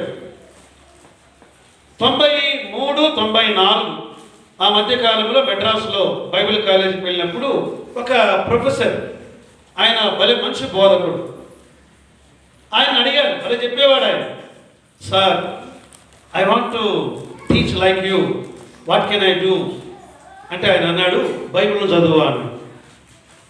పెద్ద లైబ్రరీ ఉంది, ఆయన కూడా ఎన్నో థియాలజీ డిగ్రీలు చేశాడు. ఆయన అన్నాడు, రీడ్ 7 times a chapter అన్నాడు. ఒక అధ్యాయాన్ని 7 సార్లు చదవాలంట, మాటి మాటికి. పరిశుద్ధాత్మ దేవుడు మనలో ఉన్నాడు కదా, ఆ పరిశుద్ధాత్మ దేవుడు ఆయన ఒక వెలుగును, ఒక వాక్య తలంపును మనకు అనుగ్రహిస్తాడు. అందులో నుండి ఒక వాక్య ప్రవాహమును ఆయన దయచేసేవాడు. We have to depend upon the Holy Spirit when we read the Bible. Bible చదివేటప్పుడు పరిశుద్ధాత్మ దేవుని మీద మనం ఆధారపడాలి. సో ఒక్కొక్క అధ్యాయానికి ఒక్కొక్క పేరు మనం పెట్టుకుంటే, ఈ 2వ అధ్యాయం మనం చదివిన ఈ 3 వచనాలకు మరొక పేరు పెట్టుకుందాం. ఈ 3 వచనాల్లో ఒక వ్యక్తి మనకు ప్రత్యక్షమవుతాడు. ఎవరా వ్యక్తి? మొదటి వచనములో బోయజు అనే పేరు ఉంది, బోయజు. 3వ వచనములో అదే పేరే, బోయజు. సో దాన్ని బట్టి దీని ఈ 3 వచనాలకు ఒక పేరు పెట్టుకుందాం. బైబిల్ను అంటే మనకు అర్థమయ్యేటట్లు, ఒక చికెన్ ఉంటుంది కదా, ఒక కోడి, దాన్ని ముందు ఏం చేయాలి? కాలు కట్ చేయాలి, లెగ్ పీస్, రెక్క, బ్రెస్ట్ ప్లీజ్, ఆ తర్వాత మళ్ళీ చిన్న ముక్క. బైబిల్లో కూడా ఒక అధ్యాయం, ఆ అధ్యాయము ఎన్ని భాగాలుగా విభజించవచ్చు, ఆ అధ్యాయములో మళ్ళీ ఆ భాగాలను మరిన్ని భాగాలు విభజించవచ్చు. అలా విభజించుకున్నప్పుడు అనేకమైన విషయాలను మనము ధ్యానం చేయగలం. సో ఈ 3 వచనాలకు బోయజు యొక్క ప్రత్యక్షత అంటే, మొదటి అధ్యాయంలో బోయజు కనబడడు, లేడు. ఎలిమెలెకు ఉన్నాడు, నయోమి ఉన్నది, మహలోను, కిలియోను, నయోమి, రూతు, ఓర్పా. బోయజు కనపడ్డు. ఈ 2వ అధ్యాయములో మనకు బోయజు కనబడతాడు. సో బోయజు యొక్క ప్రత్యక్షత మన అంశం ఏమిటి? బోయజు యొక్క ప్రత్యక్షత, the revolution of Boaz. Boaz యొక్క ప్రత్యక్షత. ప్రియులారా, దైవ గ్రంథంలో 2 స్త్రీల పేర్ల మీద వ్రాయబడిన పుస్తకాలు ఉన్నాయి పాత నిబంధనలు. ఒకటి రూతు గ్రంథము, 2వది ఎస్తేరు గ్రంథం. ఒక అన్యురాలు, మోయాబురాలు ఇశ్రాయేలు జనాంగములో కృపచేత ఎలా చేర్చబడిందో రూతు గ్రంథము. ఒక ఇశ్రాయేలీయురాలు ఎవరు? ఎస్తేరు. ఒక అన్యరాజుతో వివాహమాడి ఇశ్రాయేలు జనాంగాన్ని ఎలా కాపాడిందో ఎస్తేరు గ్రంథం. మంచిది ప్రియులారా, మనం ఈ భాగంలో సరే ఈ వచనాలను మరొకసారి చదువుదాం. అంటే మన మొత్తం వద్దు. మొదటి వచనములో నయోమి కనబడుతుంది, 2వ వచనములో రూతు కనబడుతుంది, 3వ వచనములో బోయజు కనబడుతుంది. నయోమి ఇశ్రాయేలీయురాలే, కానీ ఎక్కడికి వెళ్ళిపోయింది? బ్యాక్ స్లైడర్, వెనకడుగు. అంటే యేసు ప్రభు నమ్మిన పిల్లలే వెనకడుగు వేసి మరలా దేవుని దగ్గరకు తిరిగి వచ్చిన వారికి గుర్తుగా ఉంది. ప్రభు నమ్మాము, కొన్ని శ్రమలు ద్వారా వెనకెళ్ళిపోయిన వారు కొందరు ఉన్నారు, లేదా కొన్ని శోధనల ద్వారా పడిపోయిన వారు కొందరు ఉన్నారు. కానీ అలాగే దేవుడు వారిని విడిచిపెట్టడు కదా. వారు తిరిగి రావడం, నయోమి తిరిగి వచ్చింది. మోయాబుకు వెళ్ళిన నయోమి ఎక్కడికి తిరిగి వచ్చింది? బెత్లెహేము, రొట్టెల ఇంటికి ఆమె తిరిగి వచ్చిన విశ్వాసికి సూచన. రూతు ఒక అన్యురాలు, ఆమె ధన్యురాలుగా మోయాబీయురాలు ఎవరిలో చేర్చబడింది? ఇశ్రాయేలీలో చేర్చబడిన ఒక నూతన విశ్వాసికి గుర్తుగా ఉంది కదా. మనం కూడా ఒకప్పుడు ఎవరు? మనము అన్యులం. ఇది గుర్తుపెట్టుకోండి. అంటే ఇక్కడ వేరే వాళ్ళు ఎవరైనా ఉంటే మీరు అన్నేదా భావించకండి. చాలా సంఘాల్లో ఇది జరిగేది ఏంటంటే, మేము అంటే ఎవరైనా ఉంటే నాకు తెలియదు, బ్రాహ్మణులము, మేము యేసు ప్రభువుని నమ్మాము, మేము అన్యులము. అంటే ఎస్సీ వాళ్ళు అన్యులు కదా. నేనంటే అన్యులు అంటే ఎవరంటే యూదులు కాని ఎవరైనా, చెప్పండి, యూదులు కాని వారు, అమెరికా వారైనా మీరు అంటుండాల అంటే ఆ మాట అనండి. అమెరికా వారైనా, ఇంగ్లాండ్ వారైనా, పాకిస్తాన్ వారైనా, భారతీయులైనా, యూదులు కాని వారు వెరీ గుడ్. ఇంతే. మనమంతా ఒకప్పుడు అన్యులం కదా. మనం అన్యులము. అన్యులైన మనలను ఆయన ధన్యులుగా చేశాడు. మూడవ వ్యక్తి బోయజు. బోయజు ప్రభు అయిన యేసు క్రీస్తు వారికి గుర్తుగా, ముంగుర్తుగా ఆయనను మనం చూడగలం. సరే, ఇది ఉపోద్ఘాతం. 3 సంగతులను మనం ఆలోచన చేద్దాం. నెంబర్ 1, మొదటిది అంటే రూతు ఆమె అన్వేషణ చేస్తున్నటువంటి ఒక వ్యక్తి. మొదటి పాయింట్, రూతు అన్వేషణలో ప్రధానమైన వ్యక్తి. చూడండి అక్కడ మొదటి వచనములో, నయోమి పెనిమిటికి బంధువుడొకడుండెను, అతడు చాలా ఆస్తిపరుడు, అతడు ఎలిమెలెకు వంశపు వాడు, అతని పేరు బోయజు. ఇక్కడ మొదటిది రూతు అన్వేషణలో ఒక వ్యక్తి, పర్సన్. ఆమె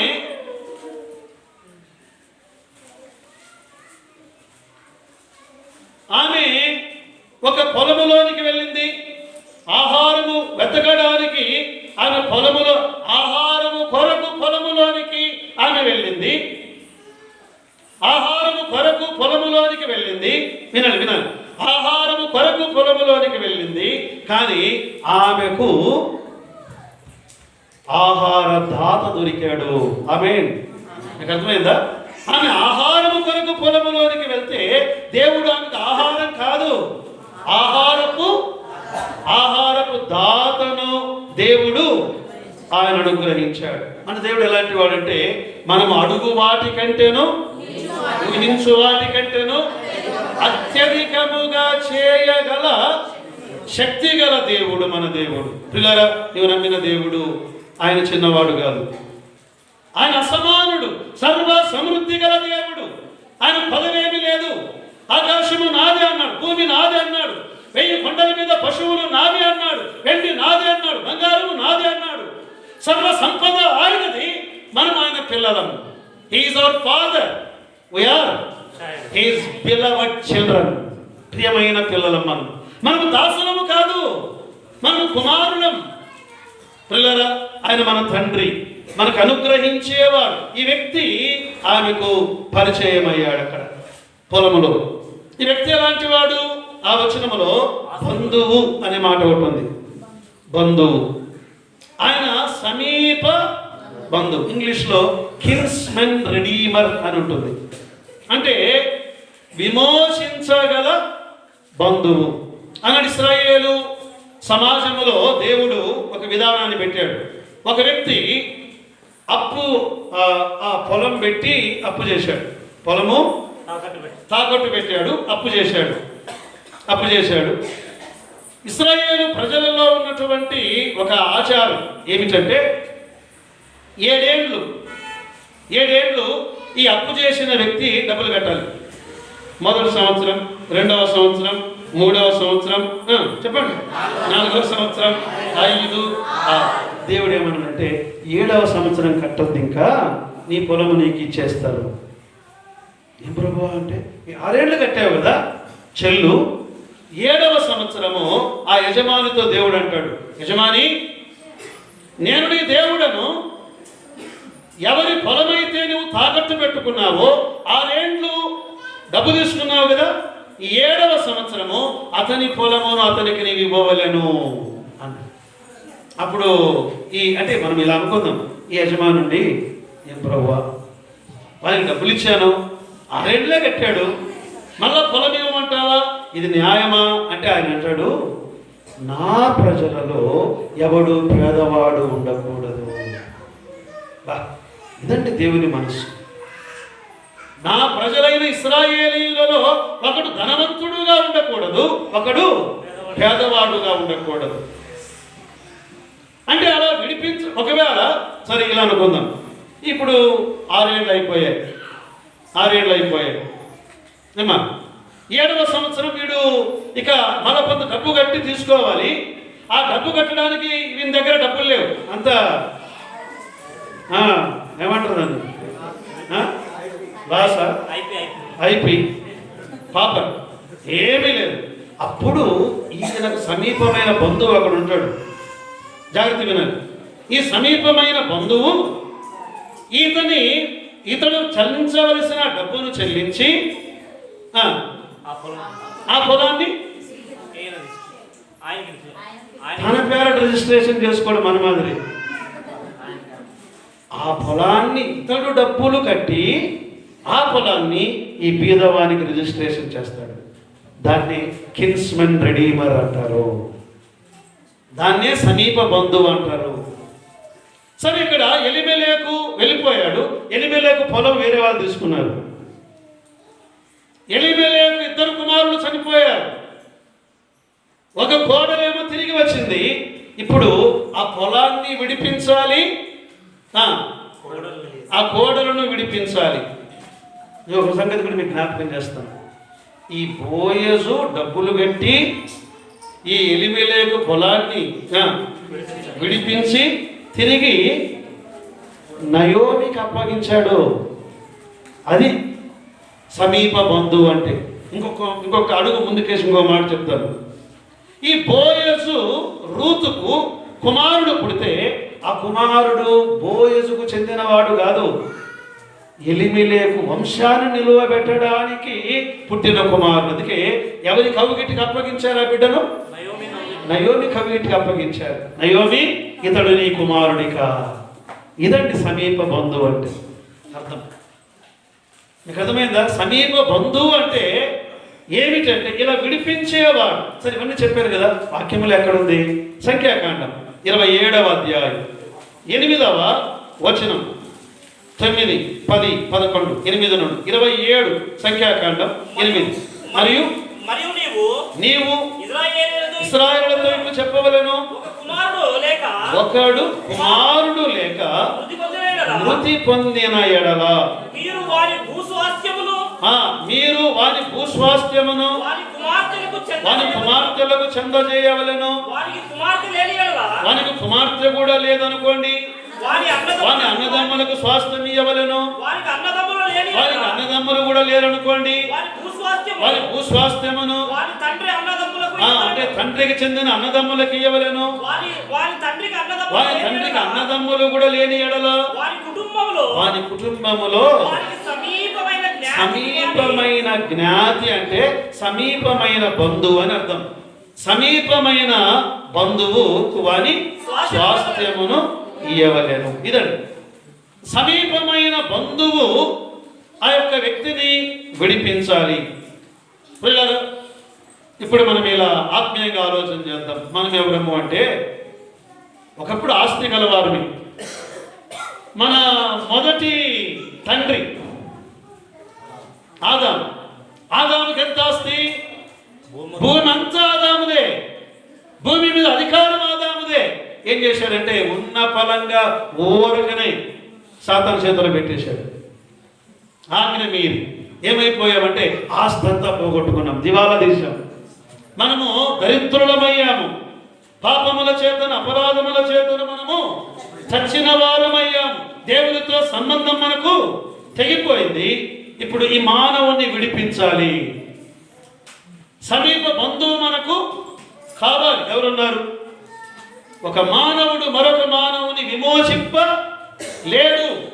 అందుకే దేవుడు మానవుడుగా భూలోకానికి వచ్చాడు. మనం వెలుగుతాం కదా. మీరేం చేయాల్సిన పని లేదు, మీకు బాగా కంఠస్థం వచ్చి ఉంటుంది. ఫిలిప్పీ పత్రిక 2వ అధ్యాయం 5, 6, 7, 8 వచనాలు. క్రీస్తు యేసు మనస్సును మీరు కలిగి ఉండండి. ఆయన దేవుని స్వరూపము గలవాడై ఉండి దేవునితో సమానముగా ఉండుట విడిచిపెట్టకూడని భాగ్యమని ఎంచుకోలేదు. ఆయన దేవుని స్వరూపి. He is the exact image of God. అద్దం ముందు నేను నిలబడ్డాను.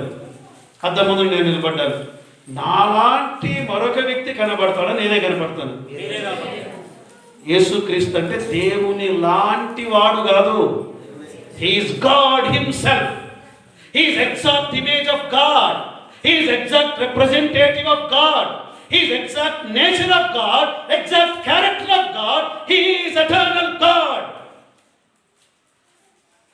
చాలా దుర్బోధలు ప్రబలిపోతున్నాయి. చిన్న దేవుడు, పెద్ద దేవుడు, అన్నకి తమ్ముడు, తమ్మునికి అన్న, వెర్రి బోధలు, వితండవాదాలు.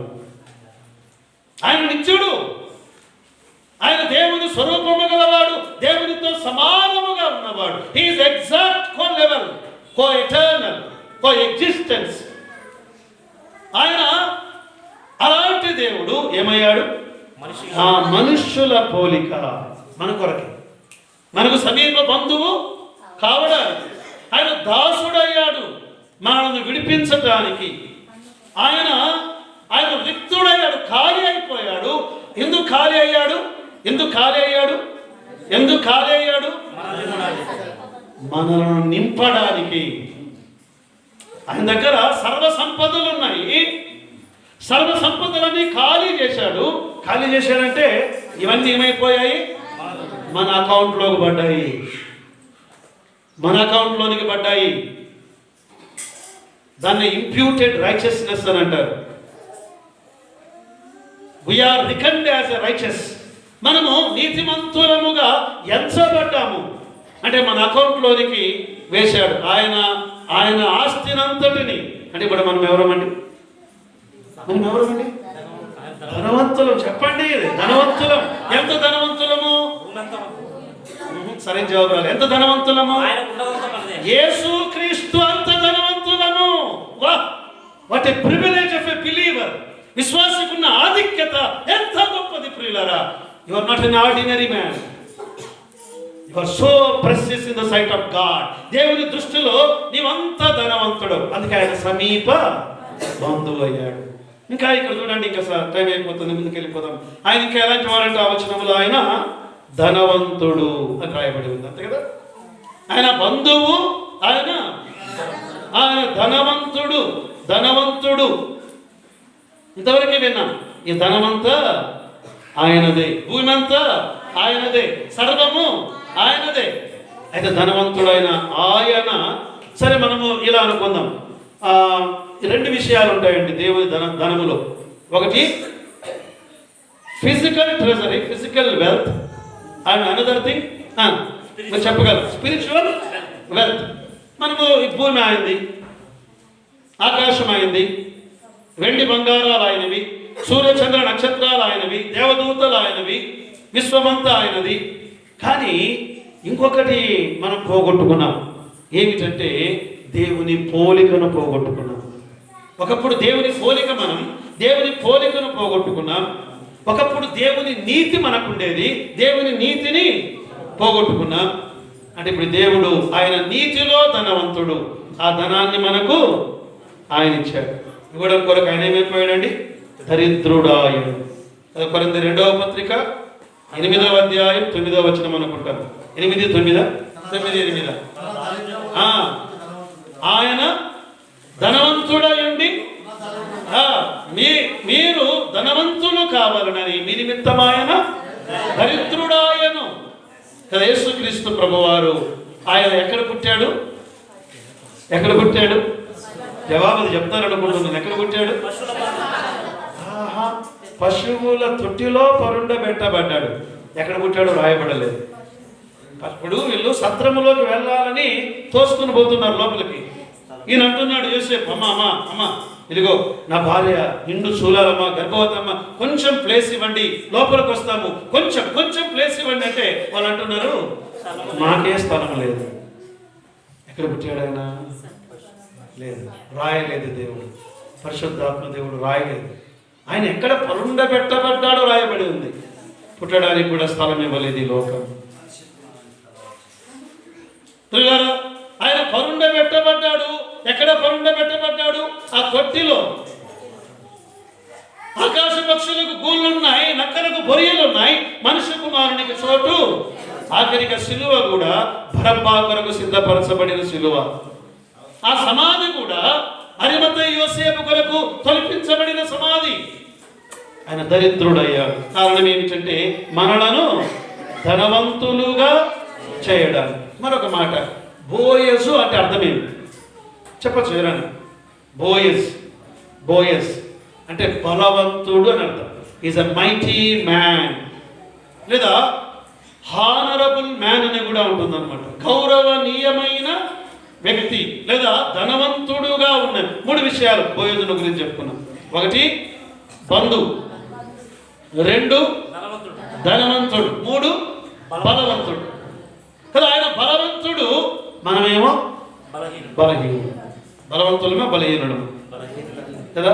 చాలా మంది ఏమంటారంటే స్త్రీలు బలహీనమైన ఘటం, పురుషుడు బలమైన ఘటమా? ఇది కుండనే, ఇది కుండనే. ఆల్మట్టి డ్యామ్. వాళ్ళు మట్టితో చేయబడ్డారు, మనము మట్టే కదా. మనమందరం బలహీనులమే, బలవంతులము కాదు. ఆయన మాత్రమే బలవంతుడు. యెషయా 9:6. ఆ బలవంతుడు ఆయన శిలువలో బలహీనుడుగా మారాడు మనకు బలమును ఇవ్వడానికి కొరకు. ఆయన ఆస్తిపరుడు, ఆయన మనల్ని విమోచించే సామర్థ్యము గలవాడు, ఆయన మన బంధువు, మనల్ని విమోచించిన వాడు కదా. సహోదరుడు మనల్ని విమోచించాడు. ఆయన రక్తమాంసములు గలవాడుగా ఆయన భూలోకానికి దిగి వచ్చాడు. పిల్లరా, యేసు ప్రభువును నమ్మిన వారు. ఈ 3 విషయాలు చెప్పి నేను 2వ పాయింట్లోకి వెళ్ళిపోతాను. ఆమె పొలములోనికి వెళ్ళగా ఒక వ్యక్తి పరిచయం అయ్యాడు. ఆ వ్యక్తే బోయజు. ఆ బోయజు బంధువు, ఆ బోయజు ధనవంతుడు, ఆ బోయజు బలవంతుడు. ఈ బంధువు ఒకటి మనలను విమోచించాడు. ఈయన ధనవంతుడు మనలను ధనవంతులుగా చేశాడు. ఈయన బలవంతుడు మనలను బలవంతులనుగా చేశాడు. నిజమే, బలహీనతలు ఉన్నాయి మనలో. కానీ ప్రభు ఏమన్నాడంటే, మీరు ఎప్పుడు బలహీనులో అప్పుడు నేను నా కృపచేత మిమ్మను బలపరుస్తాను. మనము ఫర్ ఎగ్జాంపుల్ ఇలా అనుకుందాం, నేను బలవంతుణ్ణి. ఒకవేళ అంటే గుర్తొచ్చింది,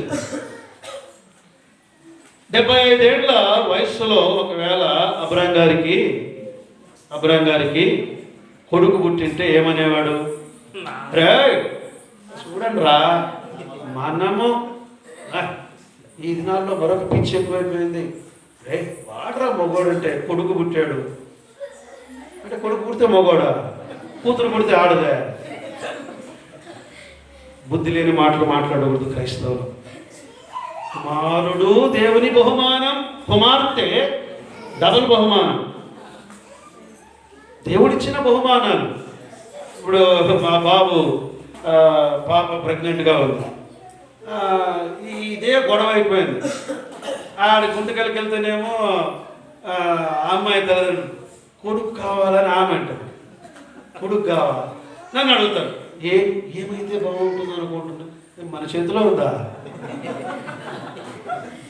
మా పాపకు స్కాన్ అని పేరు పెడతాం మేము ముద్దుగా, జాస్పర్. యాక్చువల్గా ఏమైందంటే మాకు ముందు బాబు పుట్టాడు. అప్పుడు మా హృదా ఆమె డాక్టర్ అమ్మ ఉషాశ్రీ, ఆ పేరు తెలియదు కానీ ఉషాశ్రీ హాస్పిటల్ అంటాము. అక్కడికి బాగా క్లోజ్, ఫ్యామిలీ ఫ్రెండ్ మాదిరి.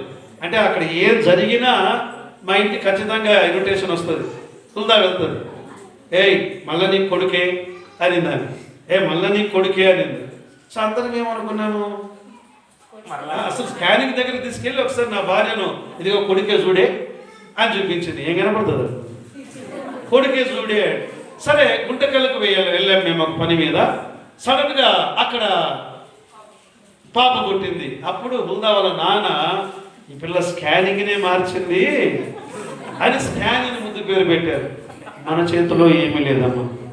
మనం ఆ మాత్రలు వేసుకుంటే ఫలానా దినము అలా కన్సీవ్ అయితే కొడుకు పుడతాడు, అంత ట్రాష్. ఇచ్చువాడు ఆయనే, శ్రేష్టమైన వాటిని ఆయన అనుగ్రహించువాడు. కాబట్టి ఈ భాగంలో దేవుడు మనకు బలహీనత అంటే 75 ఏళ్లలో అబ్రాహాముకి ఇవ్వలేదు. ఎప్పుడైతే శరీరము మృతతుల్యమై చచ్చిపోయింది, శారా గర్భము మృతతుల్యమైన తరువాత అప్పుడు అన్నాడు, నా శక్తిని మీకు అనుగ్రహం. మనం ఎప్పుడైతే ఖాళీ అవుతామో అప్పుడే దేవుడి శక్తిని నింపేది. సరే, 2వ పాయింట్కి వెళ్ళిపోదాం. 1 రూతు అన్వేషణలో ప్రధానమైన వ్యక్తి చూశారు. 2వ వచనం, రూతు అన్వేషణలో ప్రధానమైన ఉద్దేశము, ప్రధానమైన ఉద్దేశము. రెండవ వచనం చదవండి. ఏ ఉద్దేశముతో ఆమె పొలములోనికి వెళ్ళింది? మోయాబురాలైన రూతు నీ సెలవైన ఎడల నేను పొలములోనికి పోయి ఎవని కటాక్షము పొందగలను వాని వెనుక పరిగెను ఏరు పొందునని నయోమితో చెప్పగా ఆమె నా కుమారి పొమ్ము. ఏ ఉద్దేశంతో పోయిందండి ఆ పొలములోనికి? ఆమె కటాక్షము పొందాలి. ఇంకొక మాట కూడా చెప్పారు సిస్టర్స్, ఎవరు? పరిగి. ఇశ్రాయేలు ప్రజలు చేను కోస్తుంటారు కదా. మనకు దాదాపు పల్లెటూరు నుంచి వచ్చింటామే కానీ యాక్చువల్గా నేను పుట్టి పెరిగిందంతా కందనాలు. సో మా తాతకు ఆ దినాలు నేను పుట్టినప్పుడు 1970లో 30 ఎకరాలు పొలం. అదే సమయంలో మారెమ్మ గుడికి పూజారిగా ఉండేవాడు ఆయన. సో ఆ గ్రామంలో ఆ పొలములో ఆ కోత కోసేటప్పుడు అప్పుడు ఆ గుడ్లు ఏమనేవాళ్ళంటే నేల గుడ్లు అంటారు చూడండి, గుర్తుందా? నేల గుడ్లు పెద్దలకు కొంచెం తెలుసు. అంటే అంత నేలలోనే ఉంటాయి, పీకితే రావు. సో వాటిని గుంటకు పోయాలి. పోస్తే ఆ తర్వాత కొంతమంది ఏరాలి వాటిని. మా తాత అనేవాడు కూలర్లు ఏరుకొనివ్వండి అనేవాడు. మన కొత్తవి కూలర్లు ఏరుకొనివ్వండి. నేను చెప్పేది 1970 తర్వాత సంగతి. కానీ బైబిల్లో ఒక మాట రాయబడి ఉంది. ఎక్కడ? లేవియా కాండం 23వ అధ్యాయం 20వ వచనం, 22. లేవియా కాండం 23వ అధ్యాయం 22వ వచనం చదువుతారా? అంటే యూదుల ఇశ్రాయేలీయులతో దేవుడు అంటున్నాడు, ఇశ్రాయేలులారా మీరు మీ పంట చేను కోయినప్పుడు పొలము యొక్క ఓరలను పూర్తిగా ఆగండి. అంటే ఇప్పుడు సార కూర్చుంటారు కదా, అన్ని కోయకూడదంట. అక్కడక్కడ విడిచిపెట్టాలా, కోయకూడదు. అక్కడక్కడ ఒక మొక్క అక్కడొక మొక్క విడిచిపెట్టాలంట. ఆ తర్వాత ఇంకొక మాట, నీ కోతలో రాలిన కేరు కొనకూడదు. ఇట్లా వాళ్ళు కోసేటప్పుడు పట్టుకుంటారు కదా, పట్టుకుంటారు, ఒక కొమ్మ రాలిపోయి ఉంటుంది, మళ్ళీ దాన్ని తీసుకోవద్దు నువ్వు. అలాగే విడిచిపెట్టాలా. కోసేటప్పుడు అక్కడక్కడ కొమ్మ విడిచిపెట్టాలా. చేయి పిడికిలు పట్టుకున్నావు, ఏదో నీ పిడికిల్లో నుండి ఒక కొమ్మ రాలింది, మళ్ళా తీసుకోవద్దు దాన్ని, అలాగే విడిచిపెట్టి ముందుకు పోవాలి. ఎందుకు దేవా? అప్పుడు జవాబు అంటున్నాడు, ఎందుకు దేవా? బీదలకును పరదేశులకును వాటిని విడిచిపెట్టవని. ఇది పరిగెని ఎరుకోవడం అంటే. ఈ కోత కోసిన వారు పోతూ ఉంటారు ముందు, వెనక కొంతమంది పరదేశులు, భూమి లేని వాళ్ళు, బీద వాళ్ళు, ఆ కింద పడిన దాన్ని వాళ్ళు ఏరుకుంటే అది వారికి ఆహా. ఇప్పుడు చెప్పండి, ఈ దేవుడు ఎంత కరుణ గలవాడు, ఎంత ప్రేమ గలవాడు. ఈ దేవుడు యూదులకే దేవుడా? అన్యులకు దేవుడు కాదా? అన్యులకును దేవుడే ఆయన. అన్యుల విషయములో కూడా ఆయన ప్రేమ గలవాడు. ఆమె ఆహారము కొరకు ఆమె పొలములోనికి వెళ్ళింది. ప్రియులారా, మన దేవుడు ఆయన ఆహారం ఇచ్చువాడు. శరీర సంబంధమైన ఆహారం ఆయన ఇస్తాడు, ఆత్మ సంబంధమైన ఆహారం ఆయన ఇస్తాడు. మనల్ని ఆకలితో ఉంచేవాడు కాదు ఆయన. మాత్రమే కాదు, ఈ పొలములో పరిగె మాత్రమే కాదు కానీ ఇంకొక మాట ఉంది అక్కడ, ఎవని కటాక్షము కొరకు ఆమె వెళ్ళింది. కటాక్షం అనే మాట కృప అనే మాటకు సమానమైన మాట. కృప దేవుని కృప కృప కృప కృప కృప అంటే అర్థమేంటి సిస్టర్స్? చెప్పండి అమ్మా, మీరు చెప్పండి. అర్హత లేని వారికి అర్హులుగా చేయండి. సరే, దీన్ని ఇలా చెప్తాను. నేను 84లో 10th క్లాస్ రాశాను, 19లో నా హై స్కూల్. మాకంటే ముందు ఒక బ్యాచ్ అప్పుడు ఎన్టీ రామారావు గారు ముఖ్యమంత్రి అయినప్పుడు ఆయన్ని ఒక 4 రోజులు పడగొట్టాడు. ఒక ఆయన పేరు పెద్దోళ్ళు చెప్తారు, నాదెండ్ల భాస్కర్ రావు. ఆయన ఏం చేశాడంటే 10th క్లాస్ ఫెయిల్ అయిన వాళ్ళకి 3 మార్కులు కలిపాడు అనమాట. వాటిని ఏమన్నారు? Grace marks. వాస్తవానికి ఆ వ్యక్తి ఫెయిల్ 32 ఫెయిలా పాసా? ఫెయిలేనా? ఈయన ఏం చేశాడు?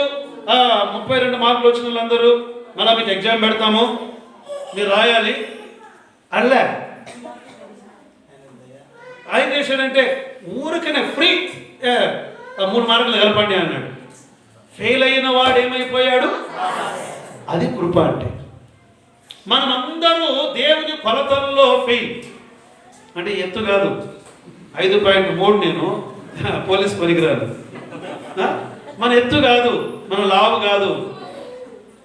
మనము దేవుని ఆత్మీయ కొలతలకు మనం ఏం చేస్తామంటే, ఫర్ ఎగ్జాంపుల్ ఇట్లా చెప్పుకుందాం, నాకంటే మంచివాడు శ్రీధర్, నిజమే, ఆయన సాత్వికుడు. మనది అట్లా కాదు, కొన్నిసార్లు కోపం వస్తే రారా అంటాం కూడా. సరే అప్పుడు కొంచెం చచ్చిపోతున్నాను, కానీ నాకంటే మంచివాడు. అంటే నా కొలతలతో ఆయన గొలుసుకుంటే ఆయన మంచివాడే, నేను కొంచెము తక్కువ. ఆయన కొలతలతో ఇంకొకరిని గొలుసుకుంటే ఇంకొకరు. మనం ఎవ్వరము కూడా ఒకరి కొలతలతో ఒకరు కొలుసుకోవద్దండి. మనము దేవుని కొలతతో కొలుసుకోవాలందరము. మీకు అర్థమైందా? దేవుని కొలతలకు మనం అందరము తక్కువ వారమే, ఏ భేదమును లేదు. అందరూ దేవుని కొలతలకు తక్కువైన వారు కదా. మనమందరము ఆ కొలతలకు తక్కువైన వారు. అయినా దేవుడు ఏం చేశాడంటే ఉచితముగా ఆయన మనలను కృప చూపించాడు. చూడండి ఎక్కడ ఉంటుందన్నమాట. రోమీయులకు రాసిన పత్రిక 3వ అధ్యాయం 23 మనకు తెలుసు కదా. 23 నుండి చదవండి. ఏ భేదమును లేదు, అందరూ పాపము చేసి దేవుడు అనుగ్రహించు మహిమను పొందలేకపోతున్నారు. అన్నమాట. కాబట్టి నమ్మువారు ఆయన కృపచేతని క్రీస్తు యేసునందలి విమోచనము ద్వారా ఉచితముగా నీతిమంతులని తీర్చబడు. మనం ఎలా నీతిమంతులమయ్యాము? ఎలా నీతిమంతులమయ్యాము? ఉచితముగా, ఆయన కృప ద్వారాని. ఆయన ఫ్రీగా మనకు నీతిమంతులము అని ఆ గొప్ప భాగ్యమును అనుగ్రహించాడు. ప్రియులారా, దేవుడు ఆయన కృపగలవాడు, కటాక్షమును ఆయన అనుగ్రహించినవాడు. అందుకే మన క్రైస్తవ జీవితంలో కూడా కృప ద్వారా రక్షించబడ్డాము. కృప ద్వారానే మనము బ్రతకాలి, క్రియల ద్వారా కాదు. ఆయన కృపను ఆయన మనకు అనుగ్రహించువాడు, ఆయన కటాక్షమును ఆయన అనుగ్రహించేవాడు, మన క్రియల ద్వారా కాదు. అందుకే మనకు ఏదైనా అవసరమైతే ఎక్కడికి వెళ్ళాలి? దేవుని దగ్గరకు. కరెక్టే, దానికి మరొక పేరు చెప్తారేమో. Thank you. కృపాసనం, కృపా సింహాసనం. అక్కడ ఏం దొరుకుతుంది మనకు? కృప. ప్రభువా, నేను బలహీనుణ్ణి. ఆయన ఏమంటాడంటే, నా రక్తములో నీవు కడగబడ్డావు, పరిశుద్ధాత్మను నేను మీకు అనుగ్రహించాను, నీవు నా కుమారుడవు, వారసుడవు, నీ బలహీనతలు నేను కృపనిస్తాను. ప్రభువా, నాకు జ్ఞానం కొదవగా ఉంది, నా కృపలో నుండి జ్ఞానం. ప్రభువా, నాకు ఆహారం కొదవగా ఉంది, నా కృపలో నుండి చెప్పండి ఆహారం. ప్రభువా, నాకు ఆరోగ్యం కొదవగా ఉంది, చెప్పండి నా కృపలో నుండి ఆరోగ్యం. ఎవరెవరు కాళ్ళలో పట్టుకుంటాం పోయి ఆయన కాళ్ళు పట్టుకోండి. దేవుడు నీ కార్యమును ఆయన చేయగలడు. ఎందుకంటే నీవు ఆయన కుమారుడు. సరే, 3వ సంగతి చెప్పి నేను ముగిస్తాను. 3వ వచనం. 1 ఏం చెప్పుకున్నాం? రూతు అన్వేషణలో ప్రధానమైన వ్యక్తి బోయజు. రూతు అన్వేషణలో ప్రధానమైన ఉద్దేశము పరిగె, ఆహారం, కటాక్షం. మూడవది 3వ వచనం చదవండి. మీతోనే 3వ పాయింట్ చెప్పడానికి ట్రై చేస్తాను నేను. కాబట్టి ఆమె వెళ్ళి పొలములోనికి వచ్చి చేను కోయి వారి వెనుక పొలములో ఏరుకొనెను. చాలు, ఏరుకొనెను, పొలములో ఏరుకొనెను. రూతు అన్వేషణలో ఏం దొరికింది ఆమెకు? పరిగె. రూతు అన్వేషణలో ఆమెకు ఒక సదుపాయము దొరికింది. పరిగె దొరికింది, పరిగా యజమానుడు దొరికాడు. ఆమె ఎవరి పొలంలోనికి వెళ్ళింది? బోయజు పొలంలోనికి. అంటే కొన్నిసార్లు ఏమంటాం మనము, అన్నా నేను అనుకోలేదన్నా, యాక్సిడెంటల్గా, lucky chance, this boy is lucky charm. అసలు ఎంత లక్కీ అన్న అమ్మాయిది. యేసు ప్రభువును నమ్మిన దేవుని పిల్లలమైన మనము ఎప్పుడు మన డిక్షనరీలో ఆ మాట మాట్లాడకూడదు. మనం లక్కీ అని ఈమె ఇప్పుడు ఆ బెత్లెహేములో ఎన్నో పొలాలు ఉన్నాయి, ఎంతో మంది యజమానులు ఉన్నారు. ఎందుకు ఆమె ఈ బోయజు పొలములోనికే వెళ్ళింది? ఏమన్నా లక్కీగా వెళ్ళిందన్నా అందామా? నో, ఇట్స్ గాడ్స్ గైడెన్స్, దేవుని నడిపింపు, దేవుని సదుపాయం, ద ప్రావిడెన్స్ ఆఫ్ గాడ్, దేవుని అనుగ్రహం. మీలో ఎవరికైనా యేసు ప్రభు నమ్మే ఉద్యోగం వచ్చింది అనుకోండి, that boy is very lucky అన్నదండి. దేవుని అనుగ్రహం, గాడ్స్ ప్రావిడెన్స్. దేవుడు ఏమిచ్చినా కూడా దేవుని అనుగ్రహము అనాలి. Lucky boy, lucky girl, lucky family అనకూడదు. మనము ఆ లక్కీ మీద ఆధారపడిన వాళ్ళము కాదు, దేవుని అనుగ్రహము మీద ఆధారపడిన వారు. సో ఈ రూతుకు దేవుడు అనుగ్రహమును ఆయన దయచేశాడు. ఎక్కడికి వెళ్ళిందంటే నేరుగా ఆ పొలములోనికి ఆమె వెళ్ళింది. ఎవరి పొలం అది? బోయజు పొలం. బోయజు పొలములోనికి ఆమెను ఆయన నడిపించాడు. పిల్లలు కూడా మనల్ని ఎక్కడికి ఇప్పుడు ఆదోని 4 లక్షల జనాభా అనుకోండి. తర్వాత ఇండియాలో 142 కోట్లు. మనం ఎందుకు రక్షించబడ్డామంటే ఆయన అనుగ్రహము. ఆయన మనలను స్వీకరించాడు, తన కుమారులనుగా ఆయన స్వీకరించాడు. దేవుని నియంత్రణలో, దేవుని సార్వభౌమాధికారములో మనం ఆయనను ప్రేమించాం. అందుకే రోమా 8:28 దేవుని ప్రేమించు వారికి, ఆయన సంకల్పము చొప్పున పిలువబడిన వారికి సమస్తము సమకూడి మేలుకే జరిగించేవాడు కదా. ఆయన సమస్తమును మన మేలు కొరకే జరిగించేవాడు. ఆయన కీడు చేసేవాడు కాడు, ఆయన మేలు చేసే దేవుడు. ఒక మాట మనం చదువుకుందాం, నేను ఇక ముగిస్తాను. యోబు గ్రంథము, మీరు ఈ మాటను ఎలా ఇంటర్ప్రిట్ చేస్తారో ఒకసారి చూద్దాం. యోబు గ్రంథము 2వ అధ్యాయం 9-10 వచనాలు చదువుతారా? అతని భార్య వచ్చి నీవు ఇంకనూ యథార్థతను వదలక ఉందువా? దేవుని దూషించి మరణము కమ్ము. 10వ వచనం. అందుకతడు మూర్ఖురాలు మాట్లాడునట్లు నీవు మాట్లాడుచున్నావు. కొంచెం జాగ్రత్తగా వినండి. మనం దేవుని వలన మేలు అనుభవించుదుమా?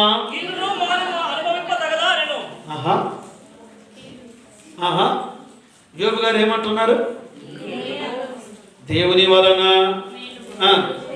మేలు అనుభవిద్దాము. దేవుని వలన ఏమిది?